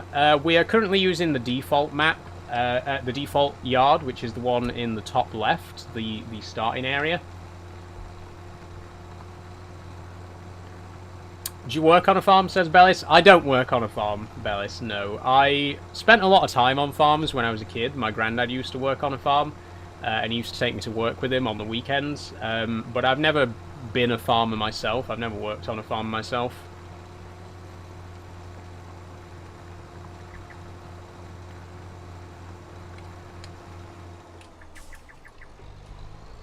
Console or PC, says Josh Mack. I am on PC, Josh.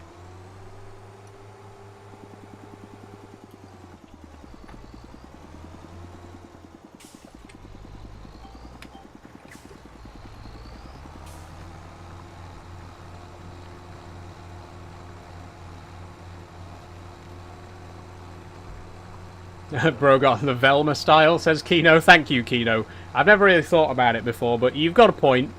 The orange jumper, a bit Velma-ish. How much does the setup cost, says Alfie. The setup, all of my sim gear here was about £400. The steering wheel and side panel was 230. The gear shifter was 70. The handbrake was 30. And the ignition key was 60 with the collector's edition of FS25. So about 400 for all the sim gear here. Does it work on Forza, says Bellis? In theory, yes, but it's not designed for racing. It's a heavy-duty wheel, so it's designed for tractors and trucks and stuff like that. You can, in theory, play racing games with it, but it's not really designed for them. How long have you been playing this today, says Kino? We've been live for about an hour and a half, Kino.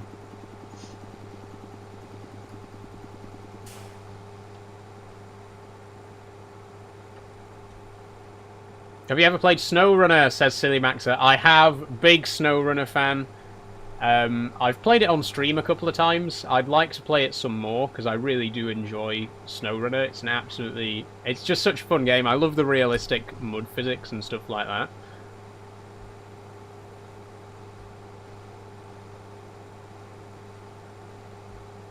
What games do you play, says Keeley? I play Minecraft on Monday, Euro Truck on Tuesday. On Wednesday I play horror games, we're currently doing Soma. Friday is Farming Sim, and Sunday I play sci-fi games. We're currently playing Oddworld Soulstorm.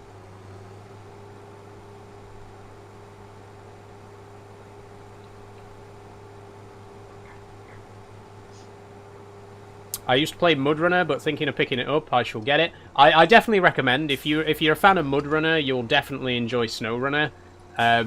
It takes everything that Mudrunner did well and, you know, takes it one step further. And the snow physics are really great as well. What about Thursday? Currently nothing on a Thursday.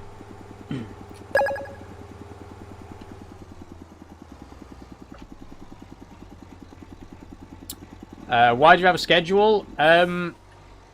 Because it only makes sense to me to have a schedule. When I have regular viewers, which I do, I've got a lot of people who like regularly watch my my live streams. It helps if I'm playing the same game every day, or like on a specific day. Like if someone wants to watch me play Minecraft, for example, they know that I'm always going to be playing it on a Monday. If someone wants to watch me play Farming Sim, they know it's always going to be on a Friday. It just makes a lot of sense. And when I play as many games as I do, it's just easy to organize them and have like specific days for each game. Because otherwise, I don't want to be starting a live stream like, what should we play today? I want to know what I'm playing before I go into it, you know? Toonish says, sorry I have to deal with all these children, but I've got to go for a bit. Catch you later. See you later, Toonish. Thank you very much for joining. Ever played Roadcraft, says Elliot. I have played Roadcraft. Didn't enjoy it. I actually got the game refunded.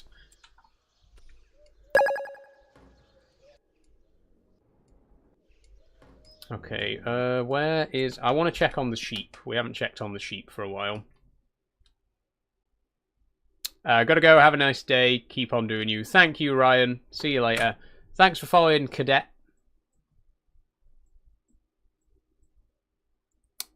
Where's the sheep pasture? There. Okay. Thanks for following Alfie and Stephen Ashley as well. Oh, the wool's looking quite good.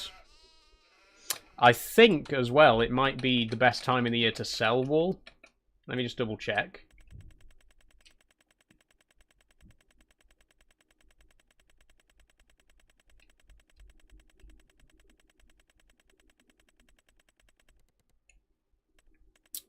Oh, young salmon and young trout. Okay. Oh, no, the best time to sell wool is in May. Okay, well, that's quite a way off then, so we won't be selling the wool just yet. How are the sheep doing, though? They're okay. No babies yet, but... Thanks for following Poncho Studios. Okay, so what actually needs doing today, then? I guess... Excuse me. I guess we can sell the rest of these pallets. That would be a good place to start. Get a bit of money.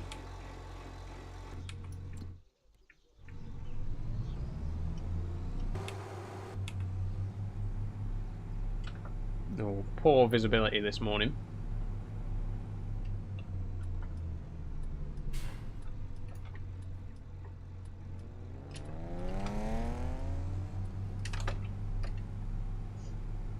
Oh, where am I? There we go.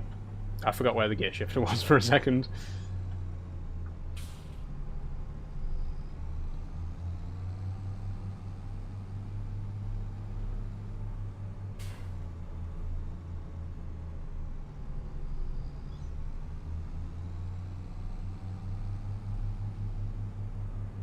Why is the fog green? Why is the fog like a radioactive green? That's a bit concerning.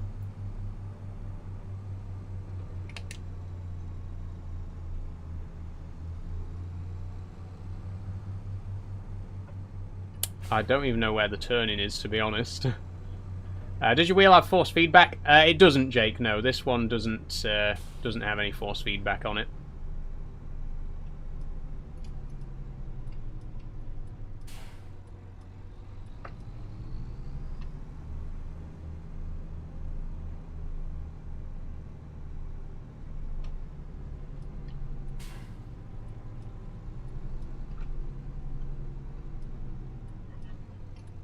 Can't you build in Farming Sim? You can build some stuff. You can place down buildings, yeah.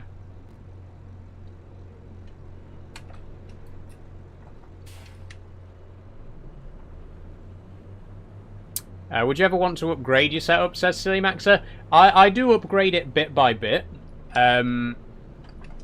So, like, for example, the gear shifter here, I only got this last year, and the handbrake I only got a few months ago. I like to try and upgrade it bit by bit, you know.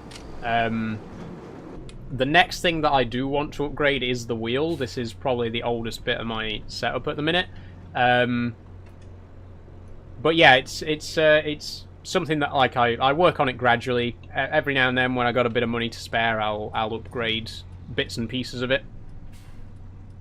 What animals are in Farming Sim, says Alfie. There's quite a few animals in Farming Sim now. There's sheep, pigs, cows, chickens, and horses, as well as goats, water buffalo, highland cattle, and fish. Fish are from the new DLC. Oh.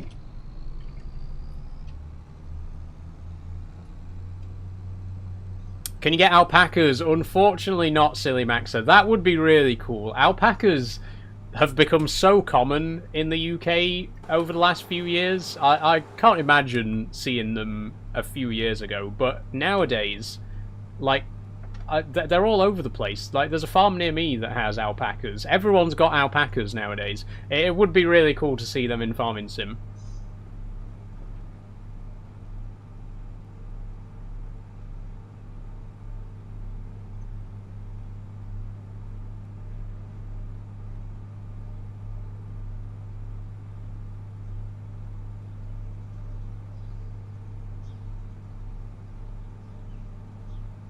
Oh, we didn't put the lights on. Oh, I forgot about the lights.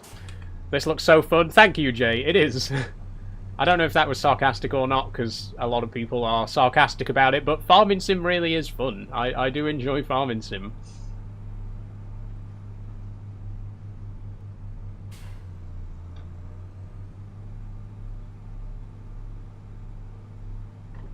Oh, wait.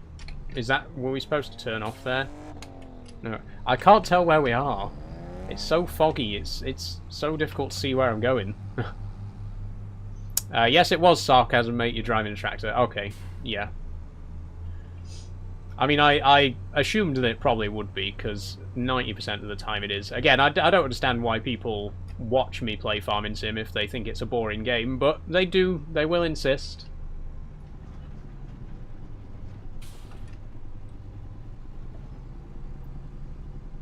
Sims are good because you get to do all the things from the comfort of your home. That's exactly Silly Back. So that's why I love simulator games so much. Because you get all the fun of it. You get all the fun of it without any of the risks, you know? Like, if I go bankrupt in Farming Sim, big deal. If I owned a real farm and went bankrupt, that would be less enjoyable.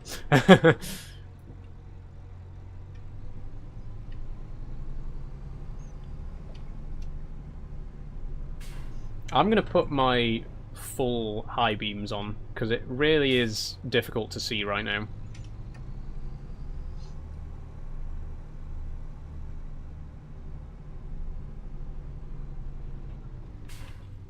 Wrong side of the road. Never mind. Whoa, I should have looked before I pulled out there. Whoopsie-daisy.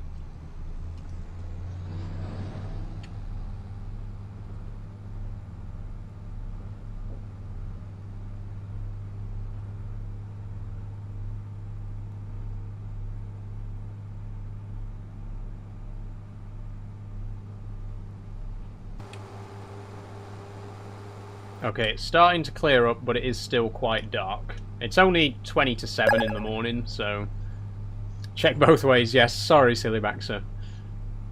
I did check both ways, but you're supposed to check the left twice, aren't you? Well, it depends which direction you're pulling out in. If you're pulling out into the left lane, you got to check the left, the right, and then the left again. In fact, it probably helps to check both directions twice. But again, I don't drive a real car. Don't take any driving advice from me. I don't drive.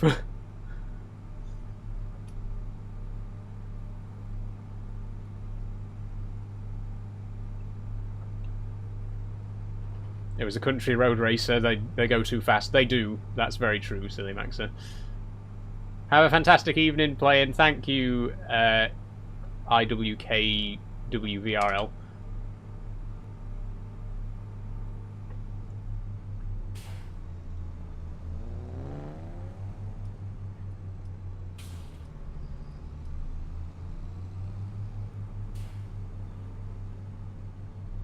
Ian Shaw loves watching trans streamers, says Spork Talk. Very true. It's always funny when people are like, oh, you just sit and drive tractors all day, and it's like, you've been here for half an hour. You've been watching me play this game for half an hour.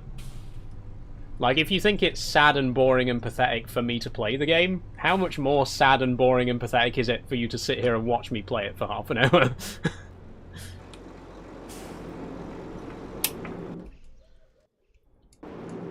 Oh, I should turn the flashes off.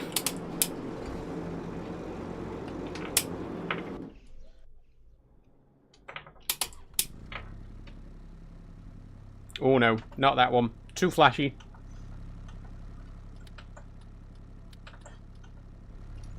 Love the outfit today. Thank you, Trent. Thank you very much. Looks cozy. It is. It's very, very warm.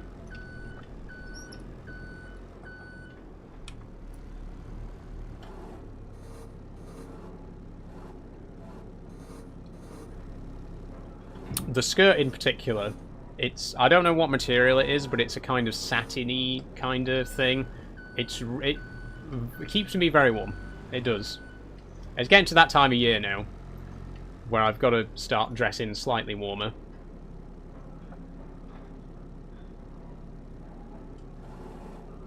I always look forward to your streams. Thanks, Dagger.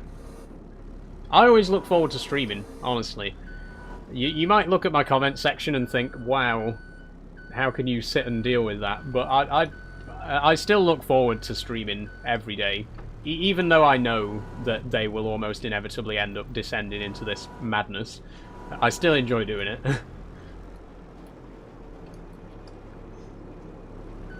Cozy clothes are the best, says Sillyback. So they are, honestly. I do love when it gets to this time of year and I can break out the jumpers. I've got a lot of jumpers. I've got quite a collection of jumpers and tank tops. And when I say tank tops, I mean the British version of tank tops, which is a jumper without sleeves, not the American version of tank tops, which definitely aren't suitable for cold weather.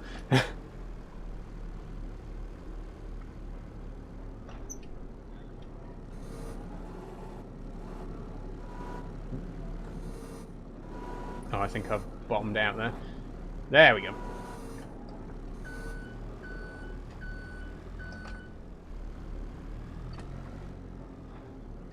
This forklift, by the way, definitely one of the best purchases I've made. I can't believe how much easier this is than a front loader.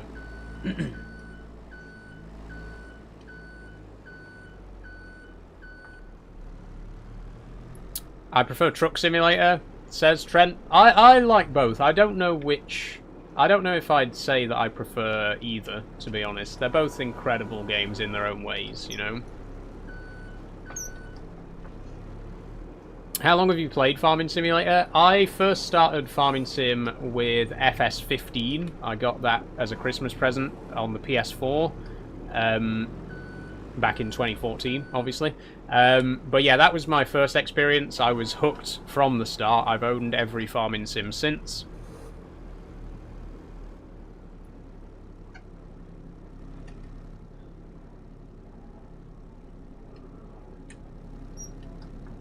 Have you ever liked mainstream games like COD, Halo, or FIFA? Halo and FIFA, no. COD, I do enjoy, but only for the zombies. I really, really love the zombies. I remember playing Black Ops 1 Zombies with my friends back when I was in secondary school. I loved it. Black Ops 3, I think, was my favourite for the zombies mode.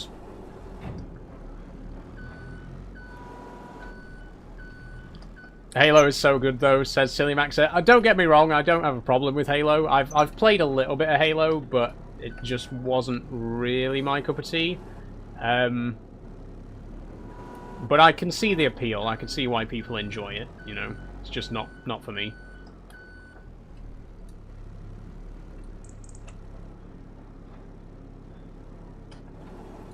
I'm not typically a big fan of first-person shooters, to be honest. Like I say, with the exception of zombies, I just... There's something about Black Ops Zombies and the entire COD Zombies. I think it's because of the story and the Easter eggs and stuff like that, which I really enjoy doing. But yeah, I've always been a big Zombies fan. Kino de Toten's unbeaten. Some great memories on Kino de Toten. I remember, like I say, I used to play with one of my school friends. I used to go around to his house quite a lot and play a lot of zombies with him.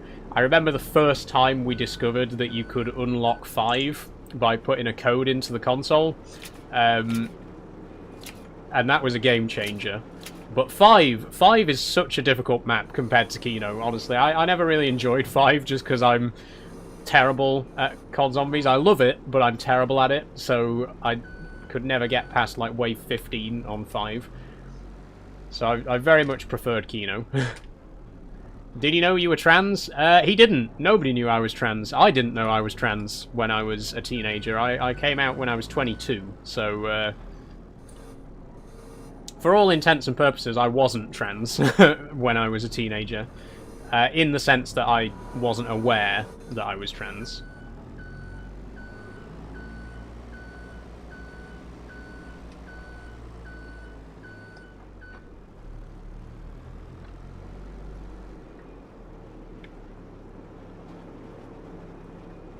Ian's still here, must be liking the stream. I know. Must be enjoying it. He's been here for like 45 minutes now. That's the mark of a true fan right there.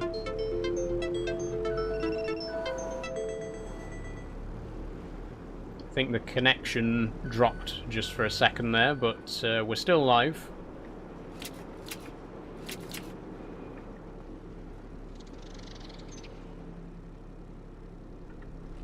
I remember playing for 12 hours one day on Kino, getting to level 30. Damn, Trent. I think the best that I ever did on Kino was 85. That was on the Black Ops 3 version, which is a lot easier. My best ever was wave 96 on the Black Ops 3 version of Ascension. But again, Black Ops 3 definitely a lot easier than Black Ops 1. Just because you got all the gobblegums and shit like that. That would be impossible on BO1. Yeah, the isn't it on BO1 where there's like no max limit to how many zombies spawn? Whereas on Black Ops 3, once you get past like a certain wave, there's the same amount on every level. I could be wrong on that, but I think that's how it works. I think on Black Ops 1, there's always more. There's like no upper limit to how many can spawn.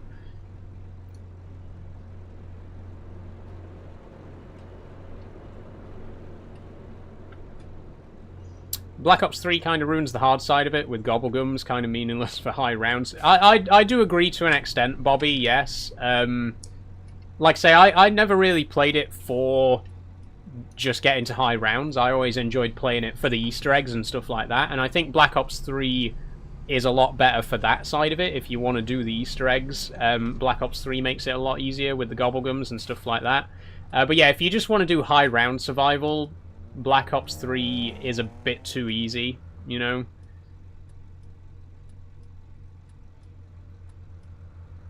Okay, why is there so much traffic right now? OGs remember running around the whole map spamming traps trying to get max ammo? Oh, good times, honestly. Black Ops 3 Zombies is the best zombies ever and will not be topped, says Polsky Man. I agree. I actually do think that Black Ops 3 was the best zombies. I think Black Ops 2 might be a close second, though. I absolutely love Buried. And I was a big fan of all the Black Ops 2 maps, to be honest, because they were a lot more experimental. Silly Max says, gotta go, have a good time. See you later, Silly Max said, thank you very much for joining. It's been nice to have you here. But yeah, I like that Black Ops 2 was very experimental. Like, you had transit with the bus, then you have Die Rise with the elevators.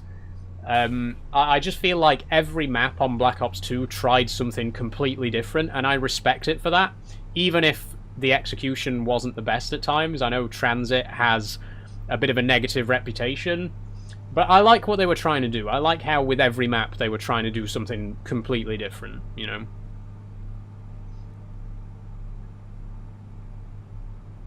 Nice tractor. Thank you, Dylan. This is the New Holland TH8000 from the New Highlands Fishing DLC. Great tractor so far. Polsky Man says, Der Eisendrache is so good. I do like Der Eisendrache. I don't know what I'd say my favourite map is on Black Ops 3, but Der Eisendrache is definitely up there. Although, I love Gorod Krovi as well. I think Gorod Krovi is such a fun map, with the dragons and shit like that. What a great map.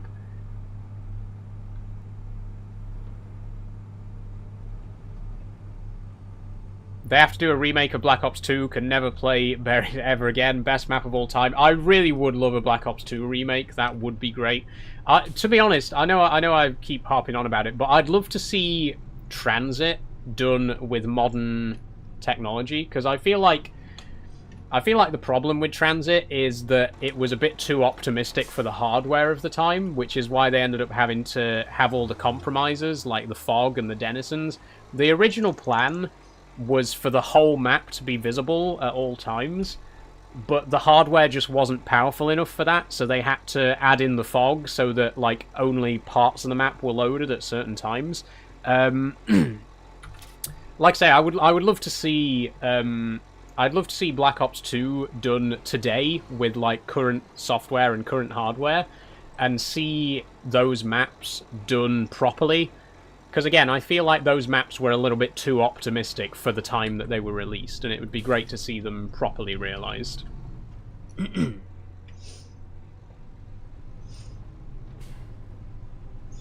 Do you drink? Says T3. Sorry, T3. I do drink a little bit, yes. My drink of choice is cider. I'm not really a big drinker, but I'll drink every now and then. You know, if I'm out for a meal or it's a special occasion, I'll have a bit of a drink. And I got into the habit of drinking cider while I was at university. I went to university in Somerset, which obviously very big cider country. So that's really, and that was really the first time in my life that I drank on a somewhat regular basis, because I was a student, I went to the pub, you know, but that's really what got me into cider, and it's always been my drink of choice.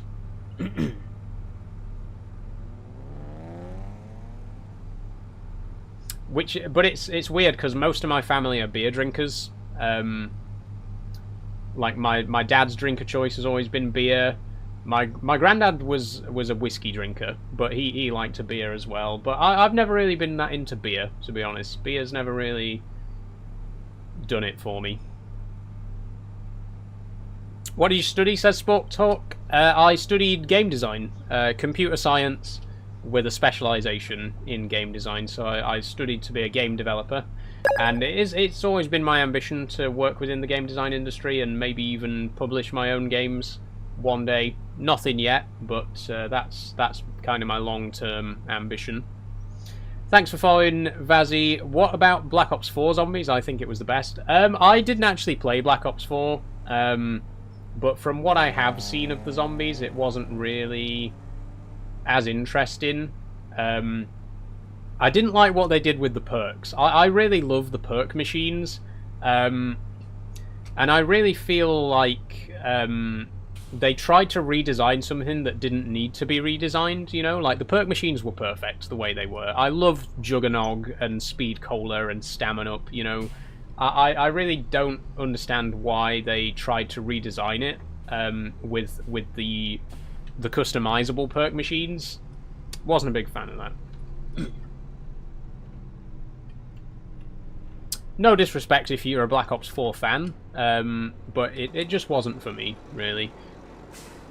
Like I say, for me, Black Ops 3 was the pinnacle.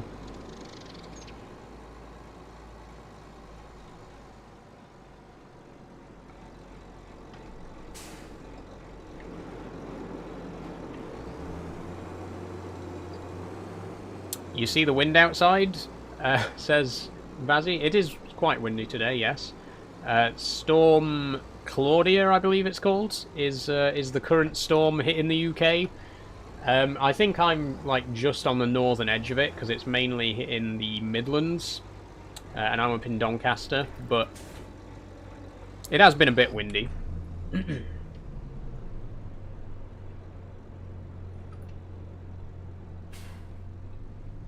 Did you have your rear lights on while on the road? I did, Zach. Yes, sorry. The thing is, you can't put your high beam lights on without having the rear lights on, because it like cycles through the different lights. Thanks for revealing your location, says Ian. I've shared my hometown many times on previous live streams. And any regular viewer already knows that I live in Doncaster. It's really not that big of a deal. It's also got a population of like 60,000 people, so, you know, it's not like I'm giving out my exact address or anything. It's about as useful as saying that I live in England. It doesn't really help you narrow it down that much.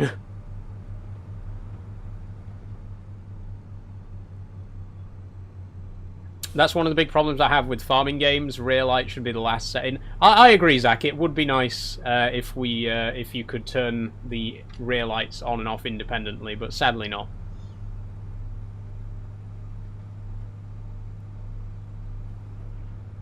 Weird that he cares where you live, says Holmesy. Yes, it's always a bit strange, but it doesn't concern me. Like I say, I never give out any specifics. I don't mind people knowing the city that I live in, because it's a very big city. You know, there's hundreds of thousands of people live here.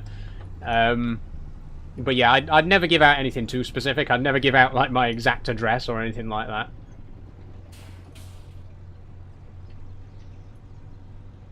It's like saying I live in Sheffield. Exactly, Holmesy. It doesn't exactly narrow it down, you know.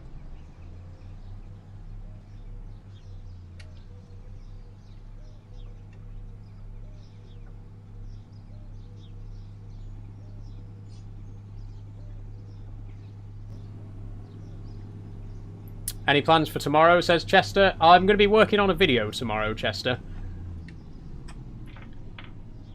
I went to the Peak District yesterday, recorded some footage for a video, which should hopefully be going live next week.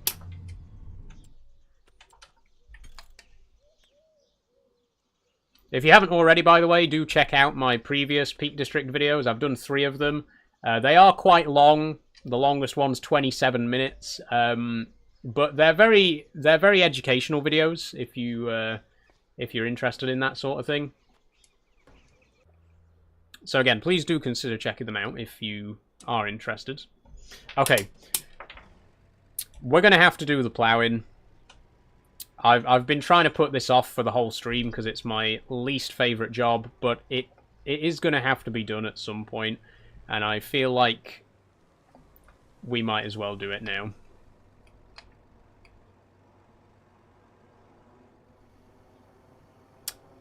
Okay, down we go.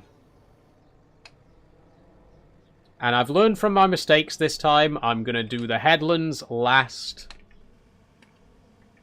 Because in the last stream, people were very annoyed at me for doing the headlands first, which you're not supposed to do when you're ploughing, apparently. Okay, I've just accidentally set off the AI worker there.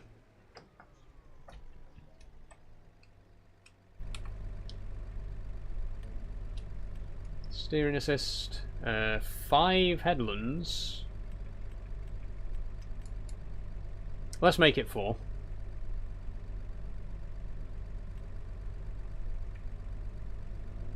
Okay, there we go. And we're off. Okay, I think this field is a bit flatter than field 3, which was on a little bit of a hill.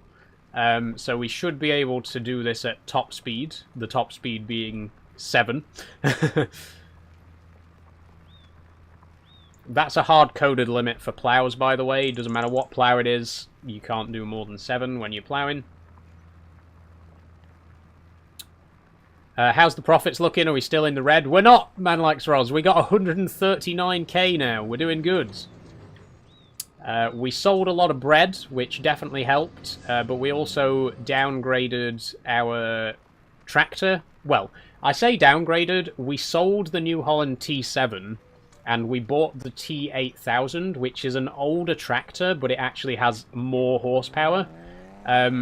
So even though it's technically an upgrade, but also a downgrade, it made us some money. We made some money. So, do you like physical media? Says Chester. I do, Chester. Yes, I've got quite a big DVD collection. And I've got a few PS1 games. I'm trying to build my PS1 collection at the minute. Because I've only got a handful of games for that. But yeah, I am a big fan of physical media. Why plough crops? Says Lewis Hume. This is harvested, Lewis. These are just weeds. I'm more of a vinyl man myself. Oh, I do have a few vinyls. Yes, Chester. I do have a record player, and I do collect vinyls as well. I only got that a few months ago, so I haven't got too many records for it at the minute. But I've got a few bits and pieces. I got some Billy Joel. Love Billy Joel. I've got some classical. I've got the Planet Suite by Holst. I've got the New World Symphony by Dvorak. And if you've watched any of my videos, you'll know that I'm a big fan of classical music. I use a lot of classical in my videos, and I've got War of the Worlds, one of my absolute favourite vinyls. Big fan of the musical version of War of the Worlds. Okay, what are we stuck on here? People still use vinyls, says Draydog. They do, yeah. Vinyls are back in fashion. You can get... I mean, vinyls are new now. They're printing new vinyls today, right? Which is incredible. It really has made a big comeback in the last few years.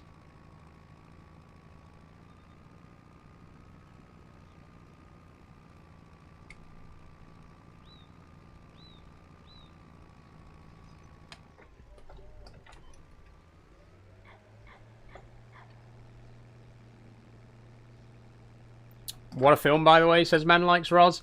Oh, War of the Worlds. I'm gonna say something potentially controversial, but I don't think there's ever been a good film version of War of the Worlds. I'm sorry. I know people will disagree with that. I just don't think that there's been a good War of the Worlds film. I think the musical is absolutely the best adaptation of the book. And if you haven't listened to the musical version of War of the Worlds by Jeff Wayne, do, because it's incredible. But yeah, I even the Tom Cruise one, I just don't think... I don't think that they're very faithful to the book. And obviously, as someone who's read the original book, I'm a big fan of sci-fi literature. I don't think any version, I don't think any film version has captured the feel of the book. I think probably because the film versions are almost always set in the present day. And a big part of the original story is that it's set in Victorian times, you know. They're combating Martians with Victorian technology. That's part of the appeal for me. And I get that in the newer adaptations, it doesn't really matter, because even with modern technology, they're still no match for the Martians. But I don't know, there's just none of them have captured the aesthetic of it for me. I'd really love to see a film version that's actually set in the Victorian era. I'd actually like to see Victorian-era combat against the Martians on the big screen. And that's another reason why I love the audiobook, the musical version, because that is set contemporaneous to the book itself. That is set in the late 1890s. Yeah, like I say, for me, that's the biggest problem. The biggest problem with all the film versions is that they're set in the present day.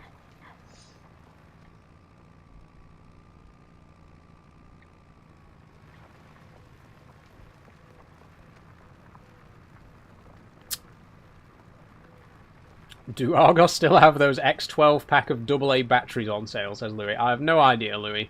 I haven't shopped at Argos for years, honestly.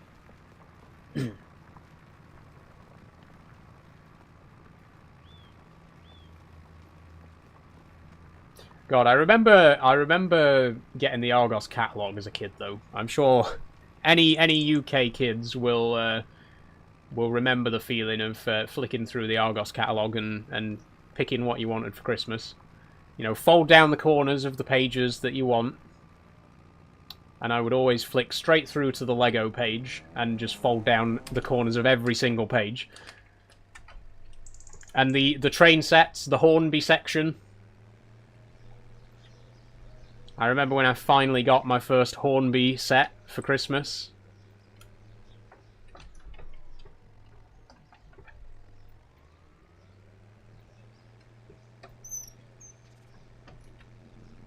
Oh, we jackknifed. This is why I hate plows, by the way. They're so... You cannot go backwards with a plow. It's just impossible. Hi, George Davidson. How you doing? No, other way. Why is it not... Which button turns it over?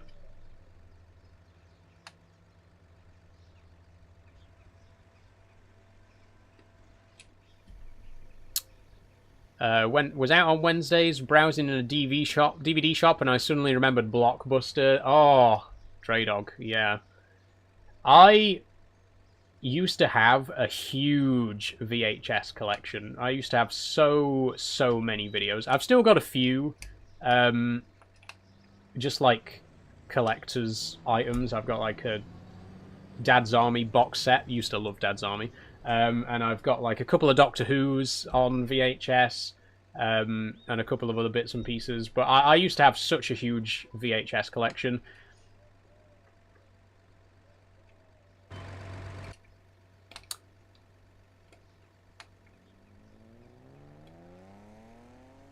Didn't Blockbuster go bust or something? I think they did, yeah. Because obviously VHS died. I think they did switch to DVDs at some point, but with limited success. Right, I can't flip this plough over for some reason.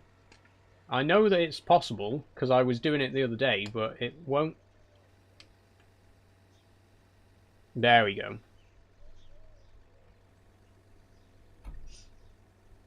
Can I join? It's single player only, I'm afraid, George.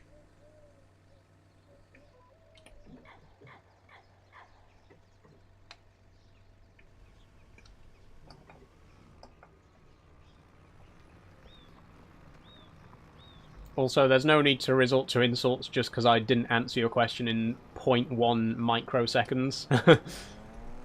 Not that I consider gay an insult, because I am.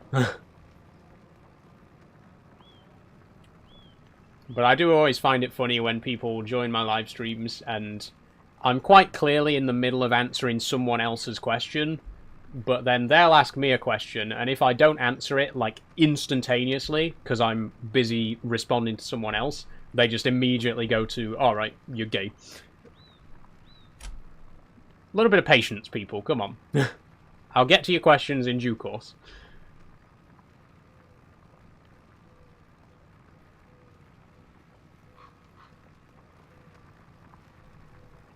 Now the question is, are we going to get this field finished before the end of the stream? Because it is 5:15. We've only got 45 minutes left, and this is a very slow job.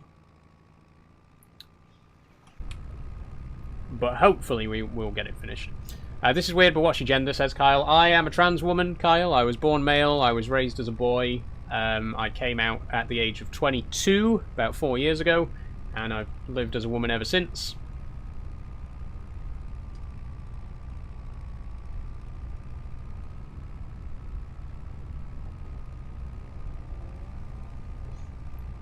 What a great waste of your time, says Ollie. Indeed, what is a video game but a way to kill time, really?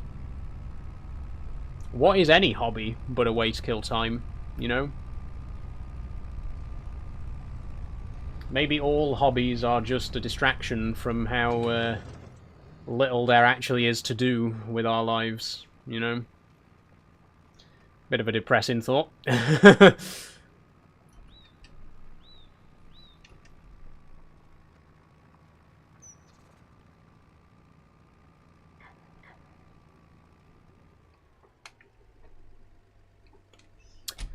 But, yeah, that's life, really.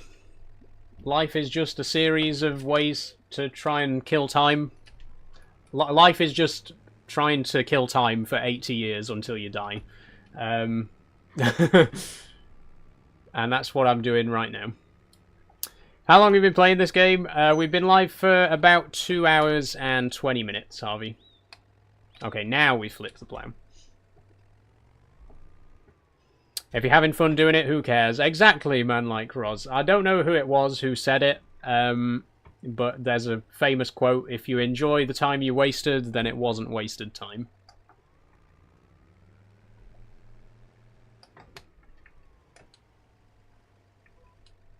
Or, to quote Doctor Who, you should always waste time when you don't have any. Time is not the boss of you. That was the 11th Doctor, by the way. That quote I actually can successfully attribute.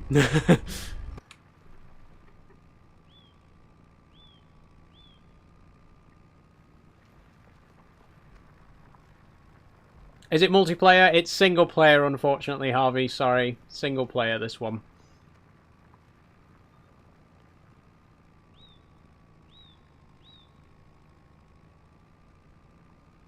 Can you say it again? I need to register it. Okay, yeah, the first quote was, if you enjoy the time that you wasted, then it wasn't wasted time.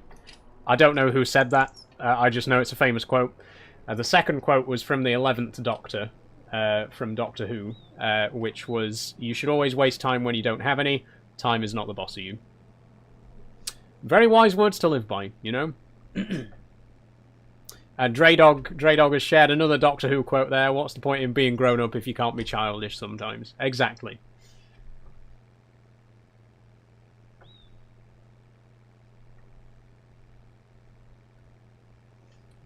How are you tonight, says Gemzone. I'm good, Gemzone. How are you doing? Welcome to the stream.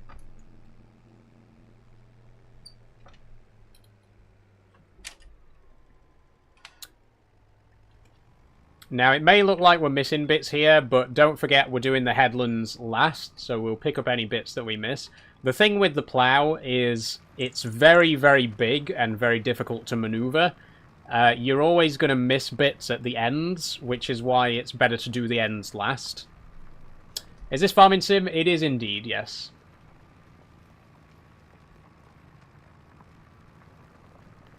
Just realised it's in the middle of the screen. Yeah, don't worry. A lot of people miss that. It does say the name of the game and the map above me. Surprisingly, a lot of people don't pick up on that.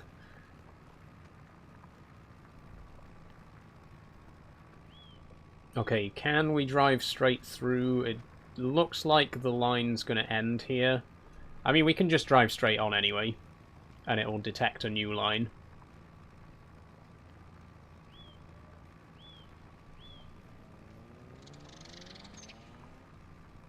Female or male? I am male. I'm a trans woman, but I am biologically male, if you want to split hairs. It says male on my birth certificate.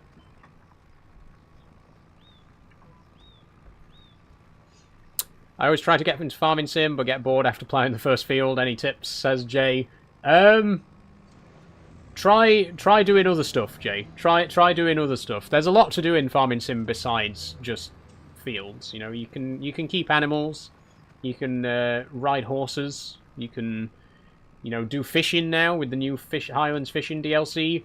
If there's one specific job that's boring, then I recommend getting an AI worker to do it, and you can do something a bit more enjoyable. Like ploughing, for example, is one of the jobs that I really don't enjoy doing that much, and normally I would get an AI worker to do that.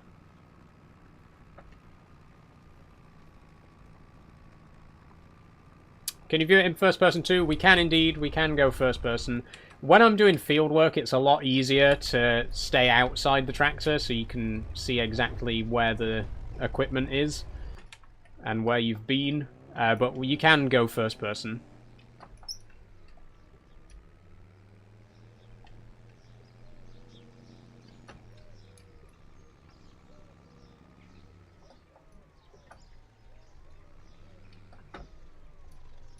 It's so difficult to turn round as well. I'm still on the tutorial though, says Jay. Maybe it's not the game for you then, Jay. It's not for everyone, you know. It's not everyone's cup of tea. I appreciate that. Why is it? There we go. It takes ages to turn the plough over as well.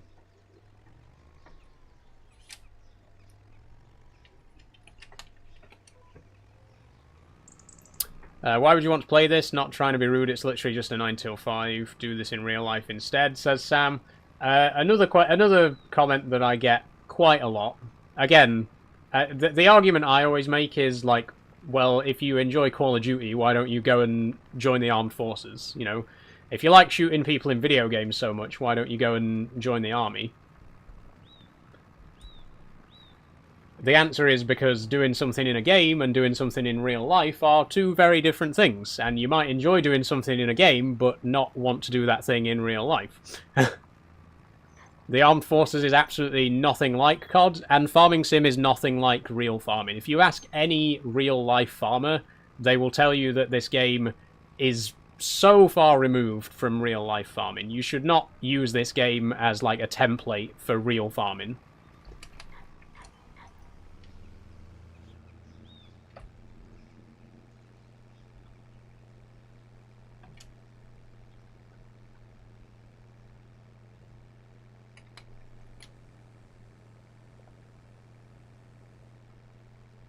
Saxlingham Nethergate, says Tyler. It is Saxlingham Nethergate, yes, indeed. KRR says, I'm a farmer and it's nothing like the game. Thank you. Thank you for proving my point, KRR. Again, this might seem exactly like real farming to someone who doesn't understand anything about real life farming. But again, Call of Duty might seem like real life soldiering to someone who has no idea about real life soldiering. You know what I mean? To the layman, this might look like an incredibly realistic simulation of real life farming, but it's really not. It's really just an arcade game at the end of the day. Nosy question, are you trans? I am, Tyler, yes, I am transgender. I came out about 4 years ago.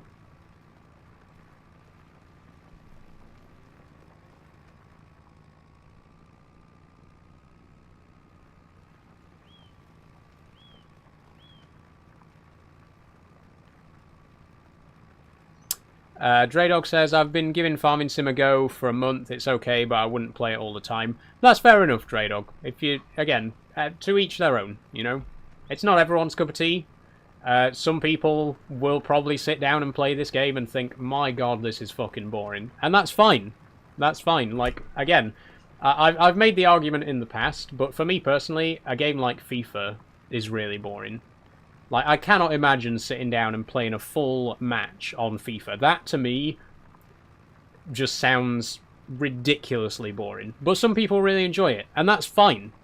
We all have different interests. We all have things that we find exciting, and we all have things that we find boring, you know?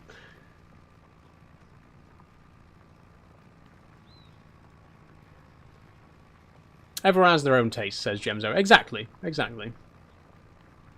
Draydog says, I'm that sort of person that you don't know if you don't like a game, if you don't play it. That's I feel that as well. I definitely agree, you know, don't knock it till you've tried it. If you try it and you don't enjoy it, that's fair enough.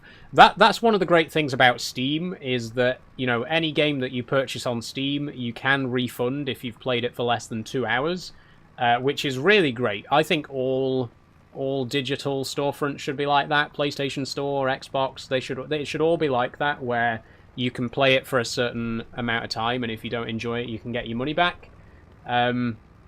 This is why we used to have demos. This is why games used to have demos. Do you remember demos? Remember when they were a thing, so that you could try the game before you paid for it? You know, why don't we do that anymore? Why do games not have demos anymore? But yeah, like I say, I appreciate that Steam lets you try a game for 2 hours and you can refund it if you don't like it. I think that should be more common.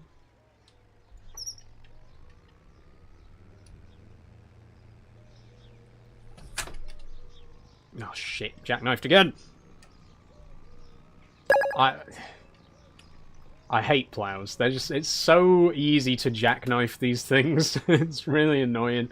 I'm gonna have to do a full circle now to get back to where I was. And don't do it again. Thanks for following Pink's Superfan Matt. Thank you very much.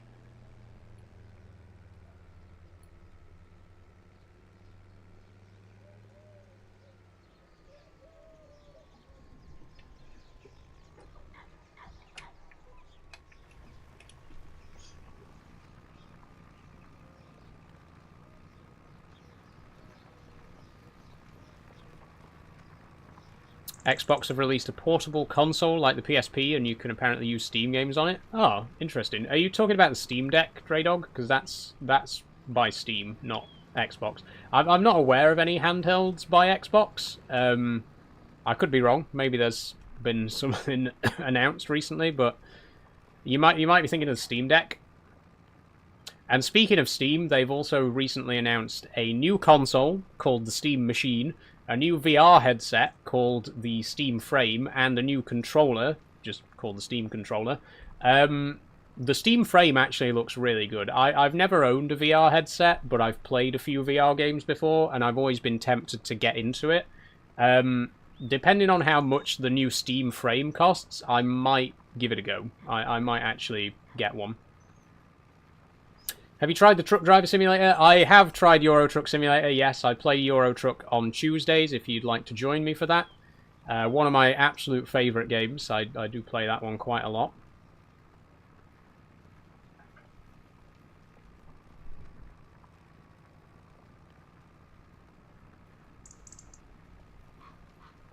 I most definitely will. Thank you, thank you. Xbox have been advertising it. It's either fully theirs or they're in partnership with Steam. Let me just Google real quick. I'm not sure about this. Xbox handheld. Oh, the ROG Ally. Okay, I actually didn't know the ROG Ally was made by Xbox. I'm aware of the ROG Ally. I've got a friend who owns a ROG Ally. I did not know that they were made by Xbox, honestly. But you learn something new every day. Yes, I'm familiar with the ROG Ally. It's kind of like a hybrid between a handheld console and a computer, because you can play all your Steam PC games on it, but it's also a portable console, like a handheld console, which is really cool. Oh, I flipped the plow too early. Oh no, we're alright.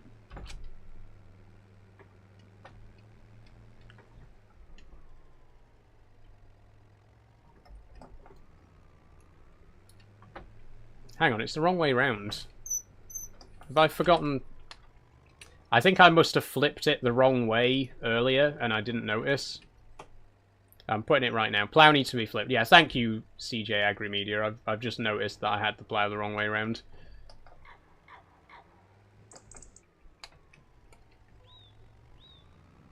There we go. Did you build your computer yourself? How expensive was it? I didn't build my computer myself. I got it custom made from a website called Bedrock Computers. So I didn't physically put it together myself, but I specified what components that I wanted in it. It cost me £1,000.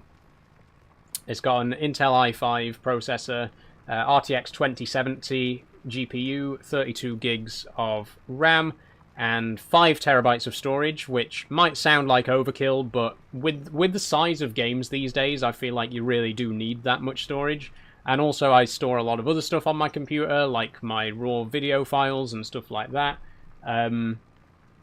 Every video that I've ever made on TikTok, I have the raw files on my computer still, and they take up a lot of space. So I did pay extra for extra storage space. Why don't you get a proper wheel, says Ifan Jenkins. This is a proper wheel. I don't know what makes it unproper. It turns in both directions. And it's round. It seems like a wheel to me. Are you trans? Not judging, just curious. I am, Dudley, yes, I am trans. I came out about 4 years ago.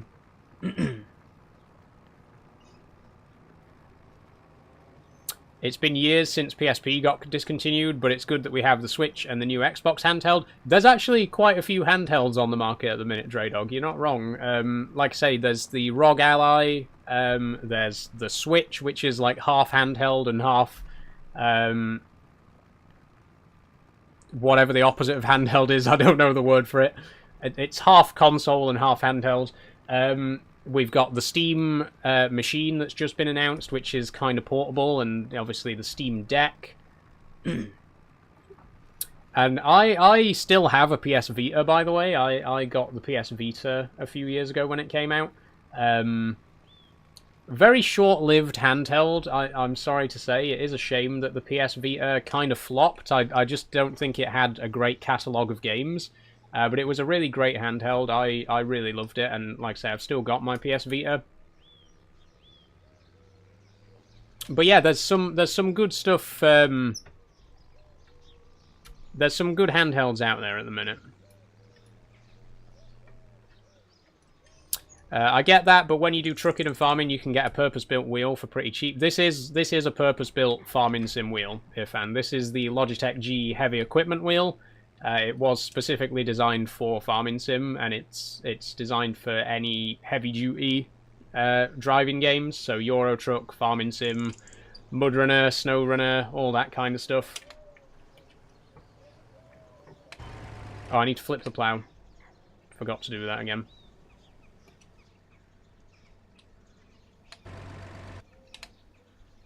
It looks about 30 years old, says Ifan. It's about like 5 or 6 years old. It's not a particularly old steering wheel.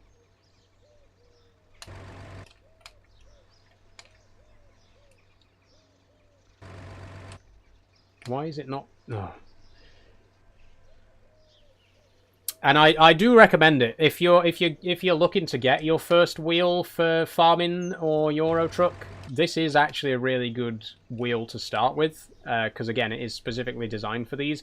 It's difficult to find heavy duty wheels because there's so many racing wheels on the market. There aren't too many heavy duty wheels out there, especially not at an affordable price. But this is a really good one. It's cheap, but it's cheap and cheerful. You know, it does what it says on the tin, basically. What other games do you enjoy playing? Says Gemzone. I play a lot of simulator games. Euro Truck, Farming Sim, Train Simulator. I play a lot of horror games, a lot of sci-fi. Big sci-fi fan. I play a lot of Minecraft, Factorio. I like logistics. What's the word? I like... I think logistics is the word for it. Stuff like Factorio, Transport Tycoon, Transport Fever, stuff like that. That sort of resource management kind of stuff. I like City Skylines. You know, it's just quite a varied taste in games, I'd say. It might not seem like it from my live streams because I mostly just stream simulator games, but I do have quite a varied taste in games outside of just simulators. Is it non-force feedback? It is, Ifan, yes. It doesn't have any force feedback, unfortunately. But I honestly, I don't really enjoy force feedback. I find it quite distracting. My controllers don't have force feedback either. I've got just a cheap Logitech controller. I don't really enjoy force feedback on controllers. I just find it distracting. And I get that it's supposed to do the opposite. It's supposed to be more immersive, but for me personally, I don't know, it takes me out of it a bit.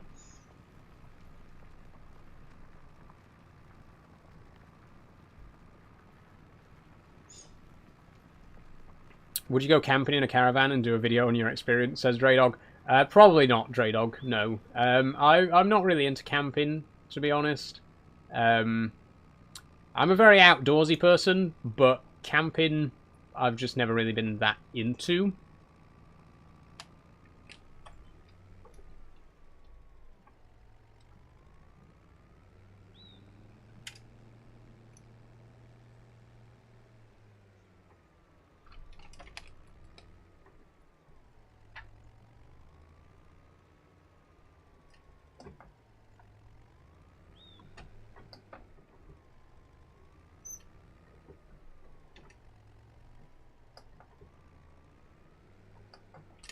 Yeah, but the reason people get wheels is to feel like they are there.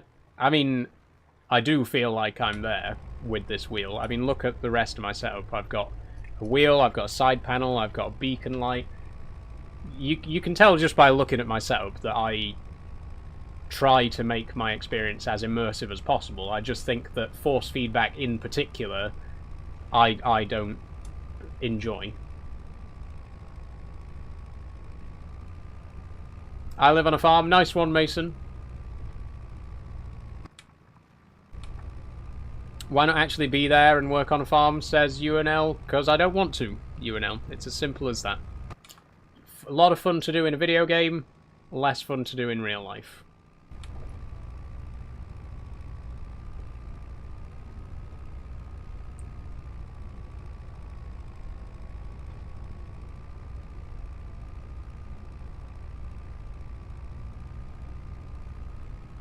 Hi, Mark Maurice. How you doing?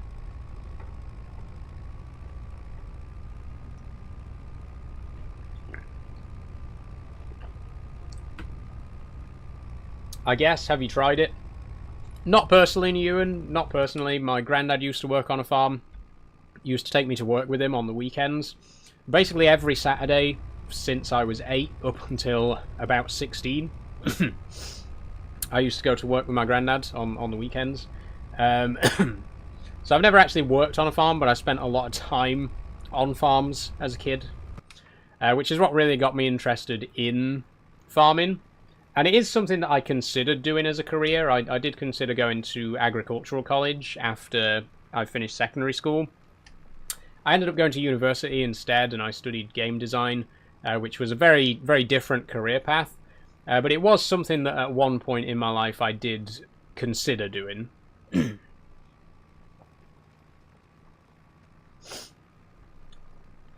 Why does that tractor look so old? It is old, Ifan. This is an old machine.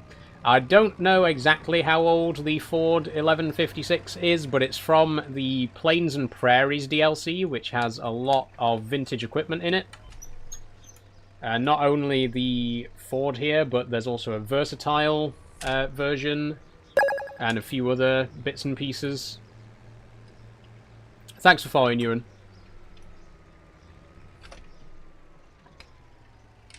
In fact, if we have a quick look in the shop, Plains and Prairies, yeah, we've got a few versatiles. We got Big Roy, which way too overpowered for our current needs, but it would be cool to try this out at some point. And a few other bits and pieces. Why are you ploughing stubble? Because it needs ploughing. If I go to the crop map here. There we go. You can see. Just turn off the weeds. You can see there the bit that I've done has been ploughed. The bit that I'm doing right now still needs ploughing.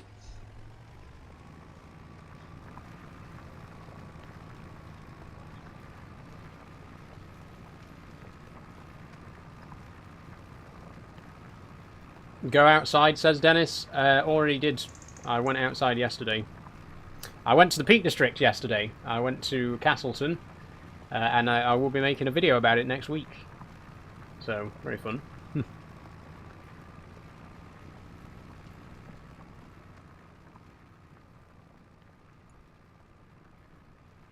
I've never listened to that page, to be fair. Well, I'm using the Precision Farming DLC, so if I don't listen to that page, my yield will absolutely tank.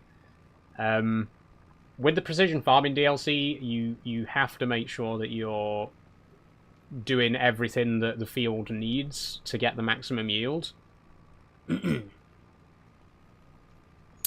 Hello, Saul. How are you? How are you doing, Scott Ashton? I'm very good, thanks. How are you today? How do you not get bored, says Stark? Because I don't find it boring, says Stark. You don't need to spam the same comment over and over again, by the way. I will get to it. You only need to say it once. Again, like I was saying earlier, it's not boring. It's only boring if you personally find it boring. You know what I mean? And I don't. I find this enjoyable. Are you English, says Dennis? I am indeed, yes. I hate living on a farm, says Mason. I'm sorry to hear that, Mason.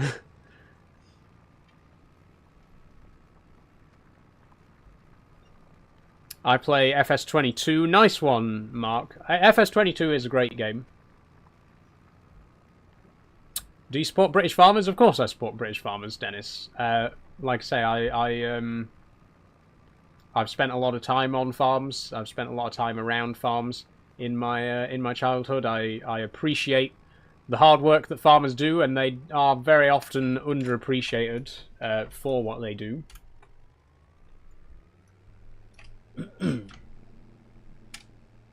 Mr. Bet on the left, says Jay. It's okay, because I'm going to get that when I come back to do the headlands afterwards.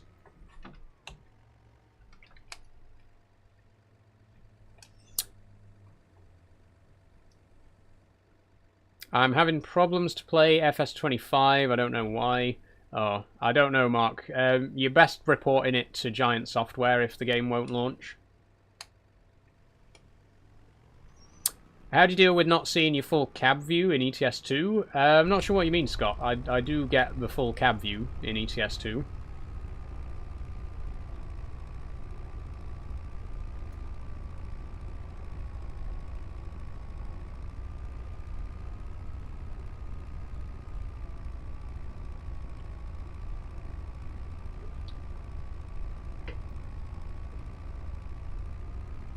On one screen? Yeah, one screen's wide enough to see the full cab, right?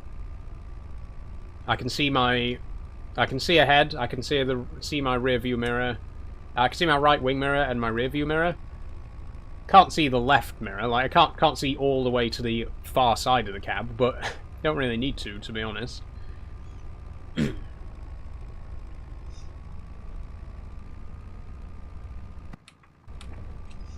If you had the money to get any console from CEX, which console would it be? I don't think I would get a console, to be honest, Stray Dog. If I had the money, I'd get a better computer. I'm very much a PC player now. Don't get me wrong, I like consoles, and I grew up playing on consoles, particularly the PlayStation. But for my needs today, a computer is just so much more useful, because obviously I do stuff other than playing games. Like I say, if I had the money, I'd just get a better PC, and I'd just upgrade my PC. There are a couple of retro consoles that I'd like to have, though. Obviously, I've got my original PlayStation, but I'd like to get a NES, because I've never owned an NES, and it's one of the most iconic classic consoles. Maybe an original Xbox, actually. That would be cool. I wouldn't get a modern console, is what I'm saying. I wouldn't get a modern console, but there's definitely a few classic consoles that it'd be fun to have.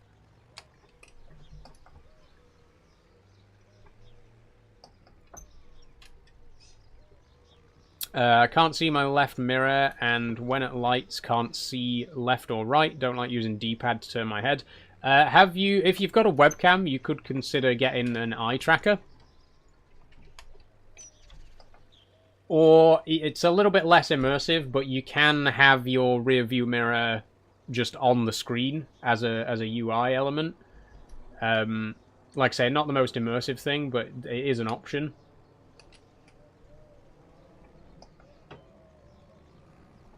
Oh, there we go.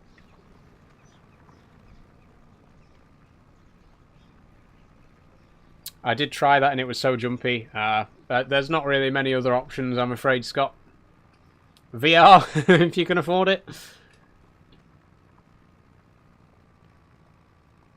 I used to have a PlayStation, but people kept telling me Xbox is better. I don't know, Dre Dog. I think at this point there's virtually no difference. I really do. I think there was a time when consoles were trying to outcompete each other on performance, and certainly consoles were trying to one-up each other in terms of their performance and stuff. Nowadays, they don't really care anymore. Nowadays, I think PlayStation and Xbox are like equally good, and they know that they're equally good. The only reason people still have brand loyalty is mostly because of exclusive games that are available on each console. There is virtually no difference in terms of performance these days with like the latest consoles.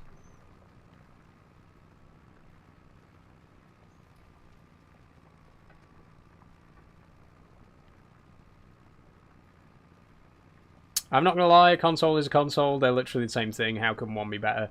Again, that's very true, because it's gotten to a point now where both Xbox and PlayStation are like top of the range. Back in like the early 2000s and like the late 80s and 90s and whatever, there was a lot more competition because the technology was evolving so quickly. That every year a new console would come out that was like so much more powerful than anything before it. But nowadays, I don't want to say we've reached a period of stagnation, because technology is still moving, and it is moving very quickly. But to some extent, I do feel like, in terms of the console market, they're just exactly the same thing. They're identical underneath. They've just got a different shell on the outside and a different brand slapped on. That's my thoughts on the current state of consoles. When it comes to PlayStation and Xbox, in any case, Nintendo is kind of a whole different ballpark. The weird thing about Nintendo is it's like they're not even trying to compete with Xbox and PlayStation. Xbox and PlayStation are always like at each other's throats, trying to outcompete each other. Nintendo just does its own thing, you know, and they do very well for it, you know. Like the Switch is so drastically different to the PS5 and the Xbox series, you know, but it sells. People love it. And I think, if anything, Nintendo proves that you can still be innovative. You know, you can still do things differently. Whereas Xbox and PlayStation show that it's also safe to just do exactly what your competitors do and put a different label on it.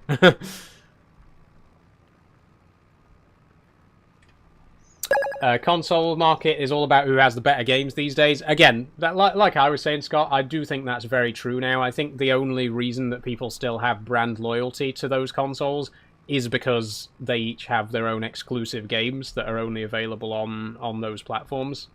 Hi, George. How you doing? Thank you for following Ozza. Ploughing is grueling. It's definitely not my favourite job. No, we've been doing this for almost the entire stream, by the way. We did some subsoiling in field 19, and then we've been ploughing in this field for the last half an hour, I think. And we've still got quite a long way to go. Thanks for following, George Davidson.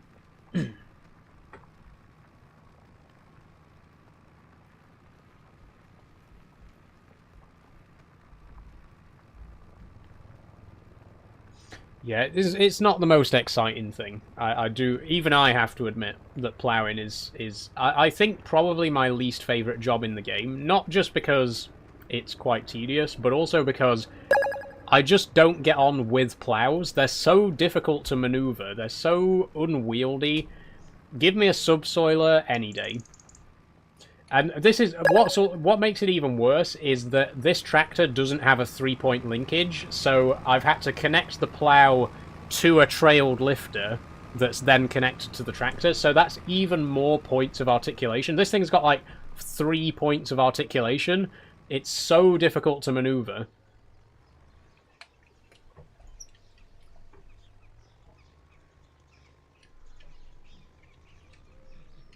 Thanks for following Danny and Jonathan Strezelecki. Thank you very much. Sorry if I butchered your surname there.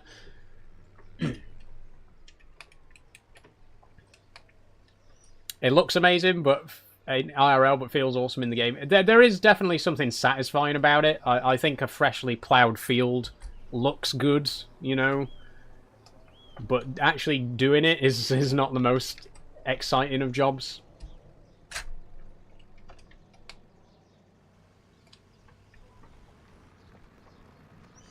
Are you using manual gearing or do you use auto? We got manual gearbox and we're using the stick on the Logitech side panel to change gears. Although the top speed for ploughing is capped at 7 anyway, no matter what gear you're in, so we can't go any faster. It's okay, everyone gets the last name wrong, but thanks for attempting to say it. No problem, Jonathan, I'm sorry.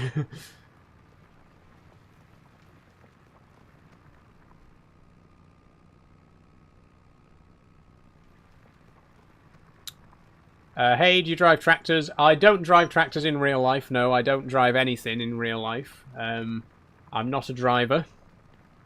I've never been interested in driving, to be honest. It's just, it's never really appealed to me. I don't really have any reason to drive. Like, I don't need to do it, because I live in an area with pretty decent public transport. I feel like even if I did have a car, I'd never use it, because I don't really have any need for it. So I just don't see the point, to be honest.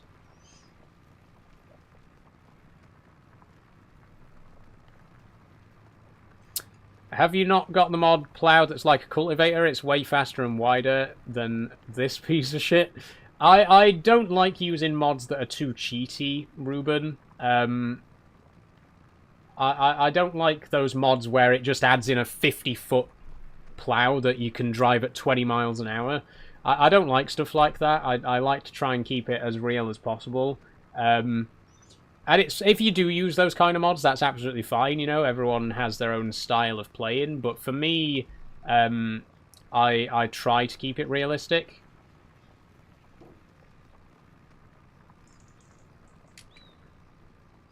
It's a UK map. Why are you using a massive plough and tractor? The reason I'm using a massive plough and tractor is because this is a massive field. This field is 6.5 hectares, or 5.2 acres.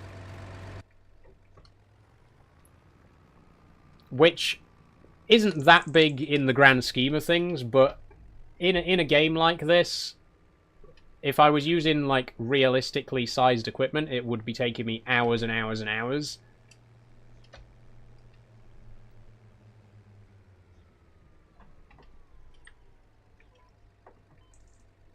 That's another thing about Farming Sim. Like, I enjoy doing this in a game, but I don't want this to take me an actual full day. I don't want this to take me 4 hours, which is how long a field like this would probably take in reality.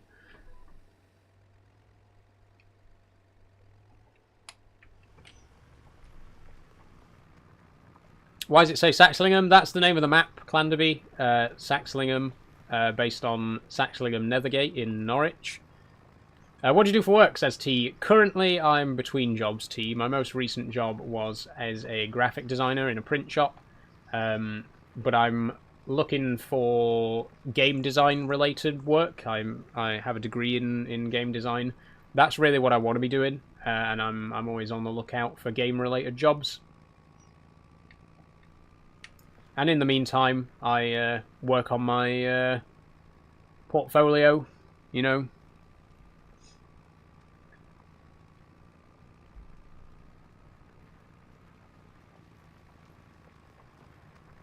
Why does it say outside the live lowlands? Okay, so the reason that I decided to call the stream Lowland Fishing is because I'm playing with the new Highland Fishing DLC, but I'm in Norfolk, which is like the lowest part of the country. So I thought it'd be funny to call the stream Lowland Fishing. And yes, I am using the new Highlands Fishing DLC, but we're not playing on the new map. We're just using some of the new equipment for now. I will be playing on the new map in the new year, but I want to stay on Saxlingham until the end of the year. Hey Saul, hope you're well. I'm very good, Welshie. How are you doing? Welcome.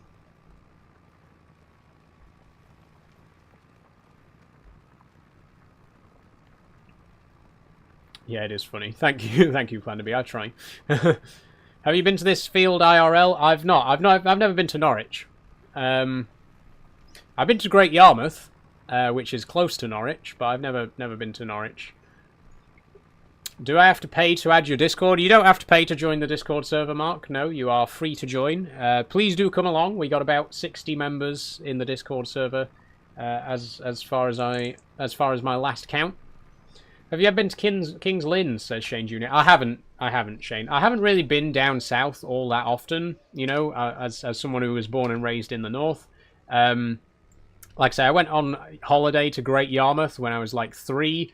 I've been to London a couple of times, and I did live in Bath for a few years while I was at university.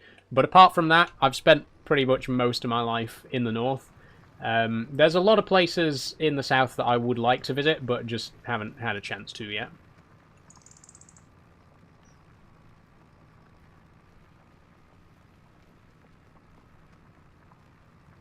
I like how we've been ploughing the field for the past hour and a half, says Poncho Studios. It's not been that long, Poncho Studio. It's been about 45 minutes. But yeah, I take your point. We're nearly done now, though. We are getting there. Good mood today, thanks. Have you ever made your own server for existing games? Says Welshie. We did very briefly have a multiplayer server for Farming Sim when it first came out for FS25. But it didn't really see that much use, and I didn't really want to keep paying for it when hardly anyone was actually on the server. I think when I've got a bit of a bigger following, and we've got a few more people willing to join the server, we might try again to do some multiplayer. But it just didn't really work out. Plans for the rest of this evening, says Scotty Dog. I don't know, really, Scotty Dog. I've got a few things that I need to be getting on with, but I think I'm going to save them for the weekend. I've got to start working on my latest Peak District video, because I went to the Peak District yesterday and captured some footage for a video. There's another video that I'm wanting to start work on as well that'll hopefully be coming next week. But I also want to do some more work on my train sim project, which is very, very close to completion, by the way. If you've been following my train sim project, my Durham Coastline upgrade, I'm looking to release that by the end of the year, and it's getting very, very close. I'm still working on Hartlepool at the minute. I've been working on modelling the new footbridge, but it's looking very good. Hoping to get that released soon. Plough's the wrong way round. It is indeed, Lee. I keep forgetting to turn it around at the end of the field.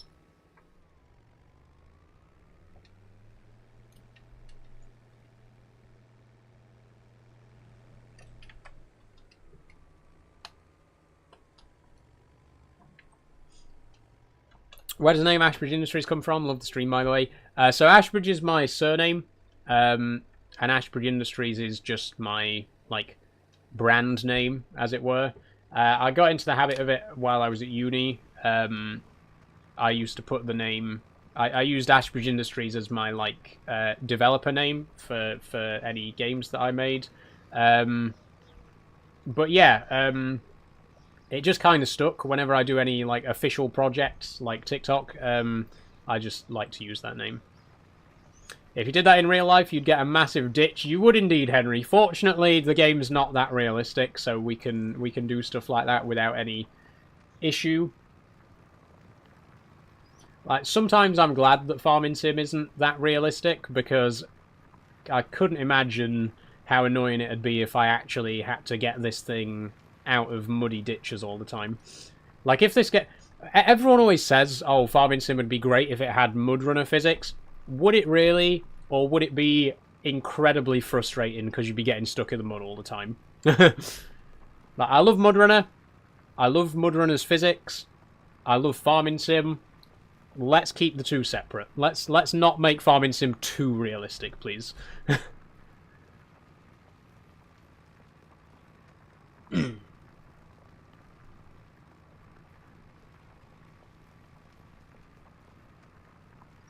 Too much realism definitely ruins all sorts of games. I agree, Welshie. Look, I love realism. You can see from all my simulation gear here. I love a nice, realistic, immersive experience, but it can go too far. There is a point. What's your Discord name, says Mark? It's in my bio. If you go to the bio on my TikTok, YouTube, or Twitch, there is a link to Linktree, and then there's another link from there to the Discord server.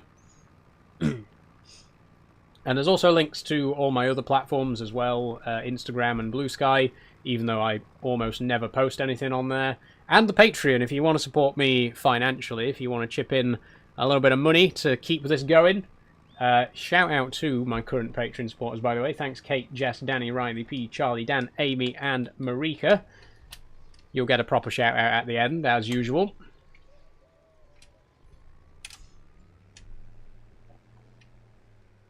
Okay, I'm going to do the headlands now. I feel like we've done all we can for the rows. We'll finish up by going around the edges. I probably should have started with the inner edge though and worked my way out. Too late. We've already started.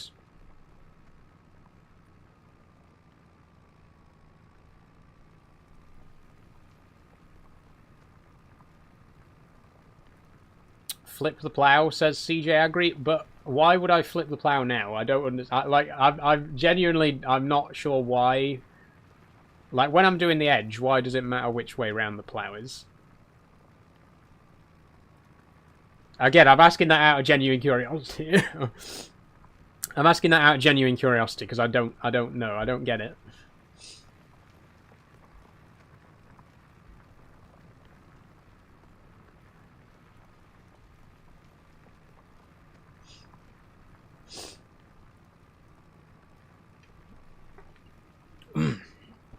Need a drink.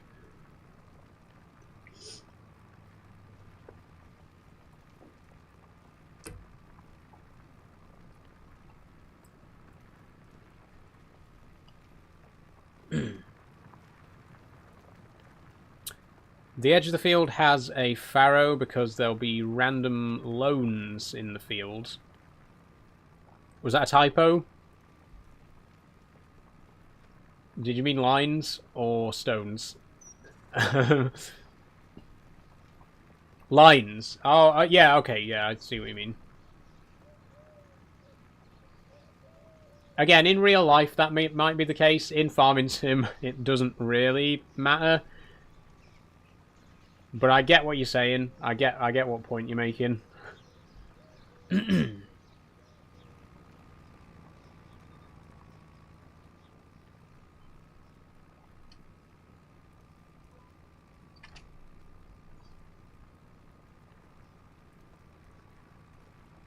We're going to have to get those bits we missed as well. We should have ended the stream 5 minutes ago, by the way. We're so close to finishing this field that I kind of want to just keep going and get it done. So, looks like we're finishing late today, everybody. Sorry. Or not, sorry. Maybe you're enjoying the conversation. In which case, yay, you get another 10-15 minutes of it.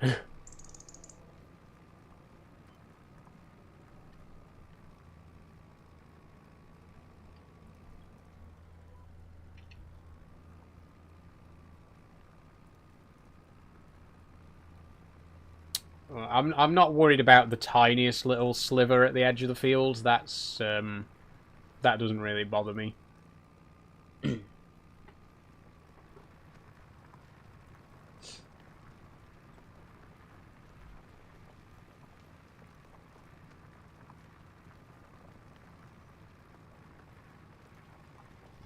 What's everyone's weekend plans, by the way? What have you got on? You just kicking back, relaxing? Like I say, I'm going to be doing some more video editing. But I'm going to be live on Sunday for some more Oddworld Soulstorm, which I'm looking forward to. Football, says Henry. Nice one, Henry. Watching or playing?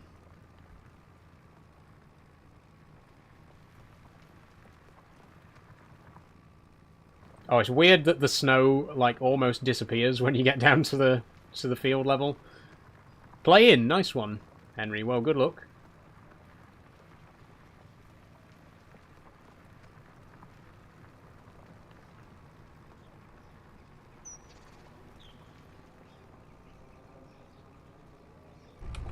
I mean, I might as well stay in the cab here, because we've only got this little narrow slither. We're definitely not going to miss any. Welshie says, mate's engagement party tomorrow. I hate socialising. Oh, well, good luck with that as well, Welshie. I'll be honest, I love a good do. I love a good... I mean, I'm not much of a party person. Like, I don't get up and sing and dance or anything, but I like a nice get-together.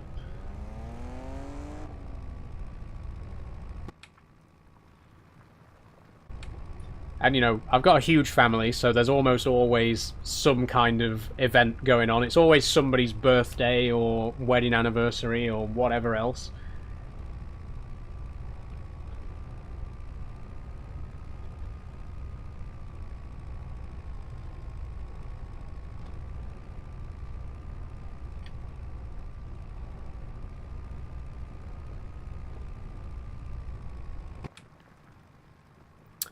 I'll probably enjoy it while I'm there. The build-up more.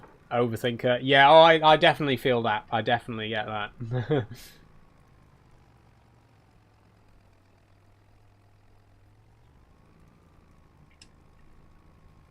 I'm the same. I'll worry about an event, and then I'll get there, and it'll just be fun and relaxed, and I'll have worried about nothing.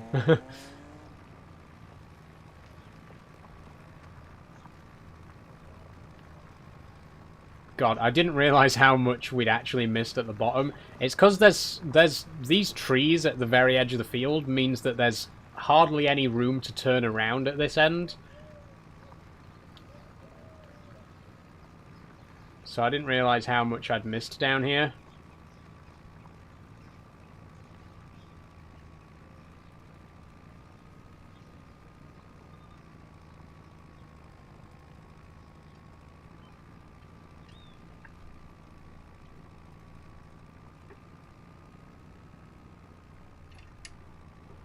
Okay, there we go. Lift up. And I think I might as well just keep it facing the same way at this point. What's going on here, says Conley? We are currently ploughing, Conley. We've got the big old New Holland, well, the Ford 1156 and the huge Kverneland plough. I can't remember the exact name of the plough, but the biggest plough we could get. And it is a rental. We still need to return this, by the way. We've spent quite a lot of money to lease this thing. And would you believe it, we leased this to make it quicker. Because if we were doing this with our regular subsoiler, we'd be here for hours and hours and hours.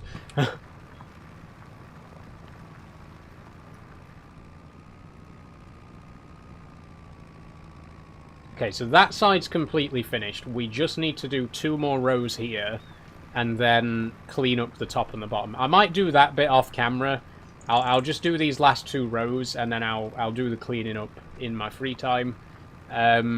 Because I am aware that it's already 6:10, and I do want to be finishing up quite soon.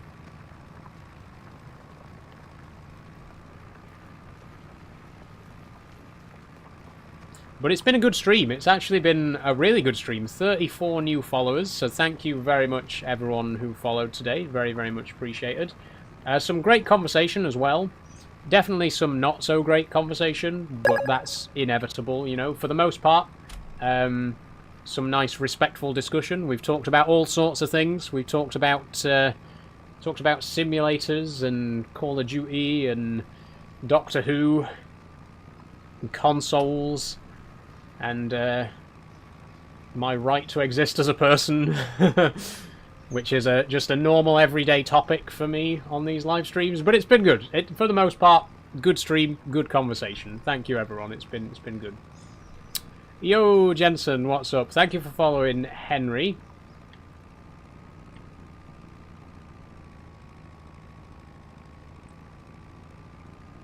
Okay, like I said, we're going to do these last 2 rows. And then I'll get these last little bits just off camera, because I really am going to have to finish up soon.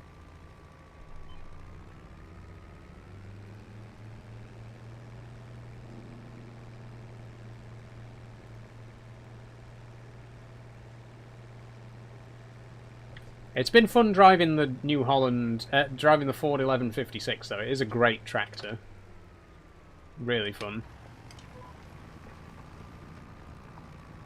I can't find your Discord name, says Mark Maurice. Again, it's in my bio. You go to my bio, there's a link, you click that link, and then that goes to Linktree, and that's got all my other links on it. Unfortunately, there's a limit to how many hyperlinks you can put in your TikTok bio, so it's just easier to have a Linktree, and that's got all of my other links in it. So you click on the Linktree, then you click on the Discord, and it'll bring you to the server. Do you think you could last a day farming, says Mikey? Probably not, Mikey, no. I don't think I'd be any good at real-life farming. Big respect to those who do this in real life. I can't see myself doing it, to be honest. Maybe 8 years ago I could have seen myself doing this, but I took a very different path in life, and definitely not now.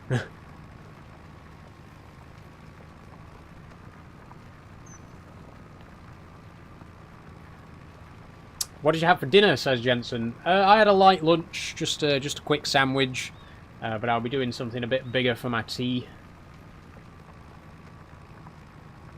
Whenever I'm streaming, I don't really have time to make a big dinner, so I'll just have like a sandwich or maybe even a pot noodle if I'm in a real hurry, but then I'll have a bigger meal at tea time.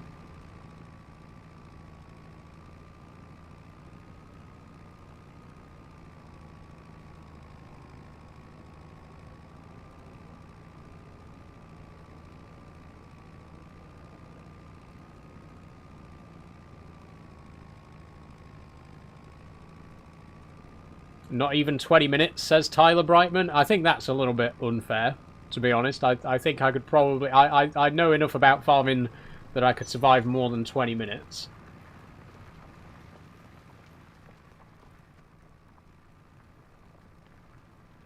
I mean, if Jeremy Clarkson could learn how to do it, fucking hell. I don't know why, but I'm addicted to Minecraft right now. Me too, Jensen. Me too. I'm loving Minecraft at the minute. Really enjoying my modded Minecraft series. Unfortunately, not really loving Mojang at the minute. There's been some goings on recently with Bedrock Edition, which is a little bit shady. For those of you who aren't familiar, Bedrock Edition recently migrated from the Universal Windows platform to the Game Development Kit, which essentially means Bedrock has been completely broken by the latest update. Bedrock is an absolute mess right now, and Mojang are not doing anything to fix it. They haven't even acknowledged there's a problem happening, which is not good. It's not good. Look, I'm a big Mojang defender. I've defended Mojang and I've defended Minecraft many times in the past, but with what's been going on recently, it's really hard not to look at them and think, okay, they're just in it for the money. At this point, it really does start to feel like they're just in it for the money, because, like I say, they've updated Bedrock. It's a complete mess. There's so many issues. They haven't even acknowledged that there is a problem. They haven't even acknowledged that any of these bugs exist. But what they have done is they've allowed you to buy Minecoins on the Minecraft launcher now. So you don't even have to launch the game to buy Minecoins. So basically, they've been getting a load of bug reports about people not even being able to launch the game, and their solution to this problem was, it's okay, you don't have to launch the game, you can buy Minecoins from the launcher now. It's so scummy, honestly. Like I say, Mojang, I've defended you in the past, but fix your fucking game before you try and milk as many microtransactions out of people as you possibly can. Come on, it's not good enough, it really isn't. What's the game name? This is Farming Sim 25, John Deere Fence. Sorry, I went a little bit of a Minecraft rant just then. Anyway, we're about to finish up now. Like I say, I'm going to get the bits and pieces that I missed off camera, because we are almost 20 minutes over, and I really do want to start to wrap things up. I feel like we've done enough today. We've done some ploughing, we've done some subsoiling, we've sold a lot of bread, and we bought a new tractor, so it's not been a bad live stream all in all, even if we have spent most of it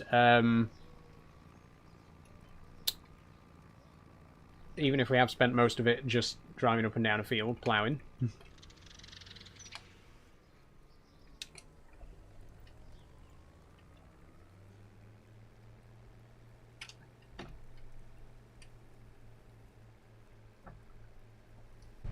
But I think we're going to leave it there. No, I meant the game name, not the game you're playing. I'm not sure what you mean, John Deere Fent.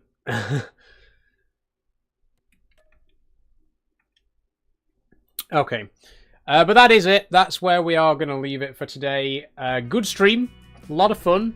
But we are 20 minutes over, so now, unfortunately, is the time to end the stream. Sorry to anyone who's only just joining. You have joined me right at the very end. But we do need to finish things up. It's very late.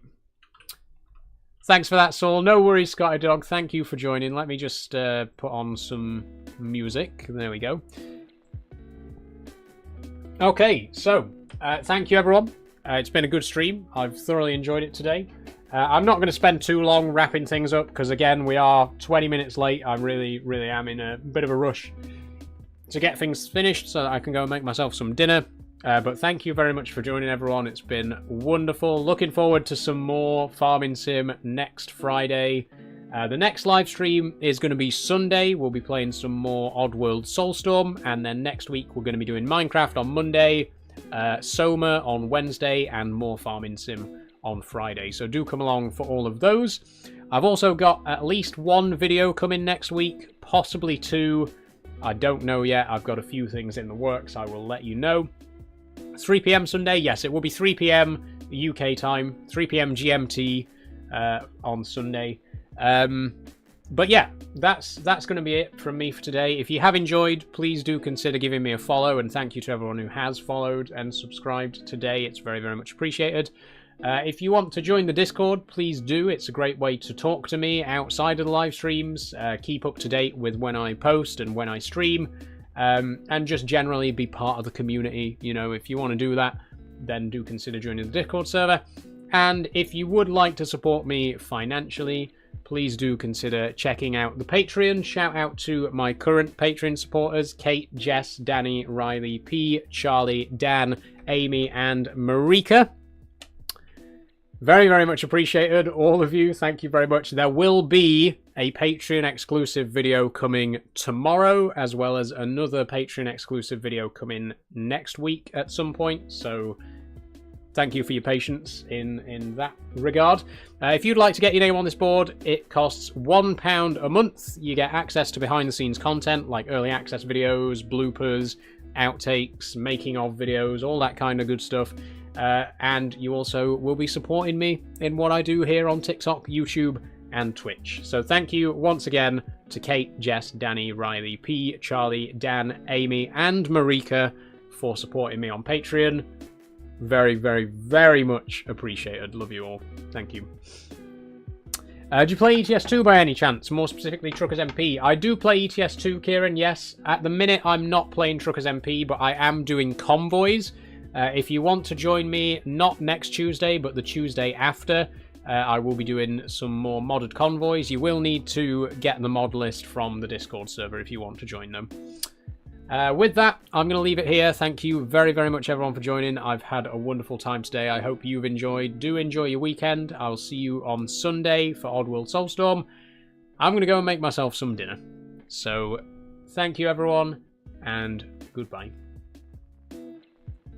If you ever jumped on Truckers MP, I own a VTC. If you ever want to join, we're looking. Thank you, Kieran. If you want to shoot me a DM, I might take a look in a bit. But thank you very much. Thanks, everyone, and bye-bye.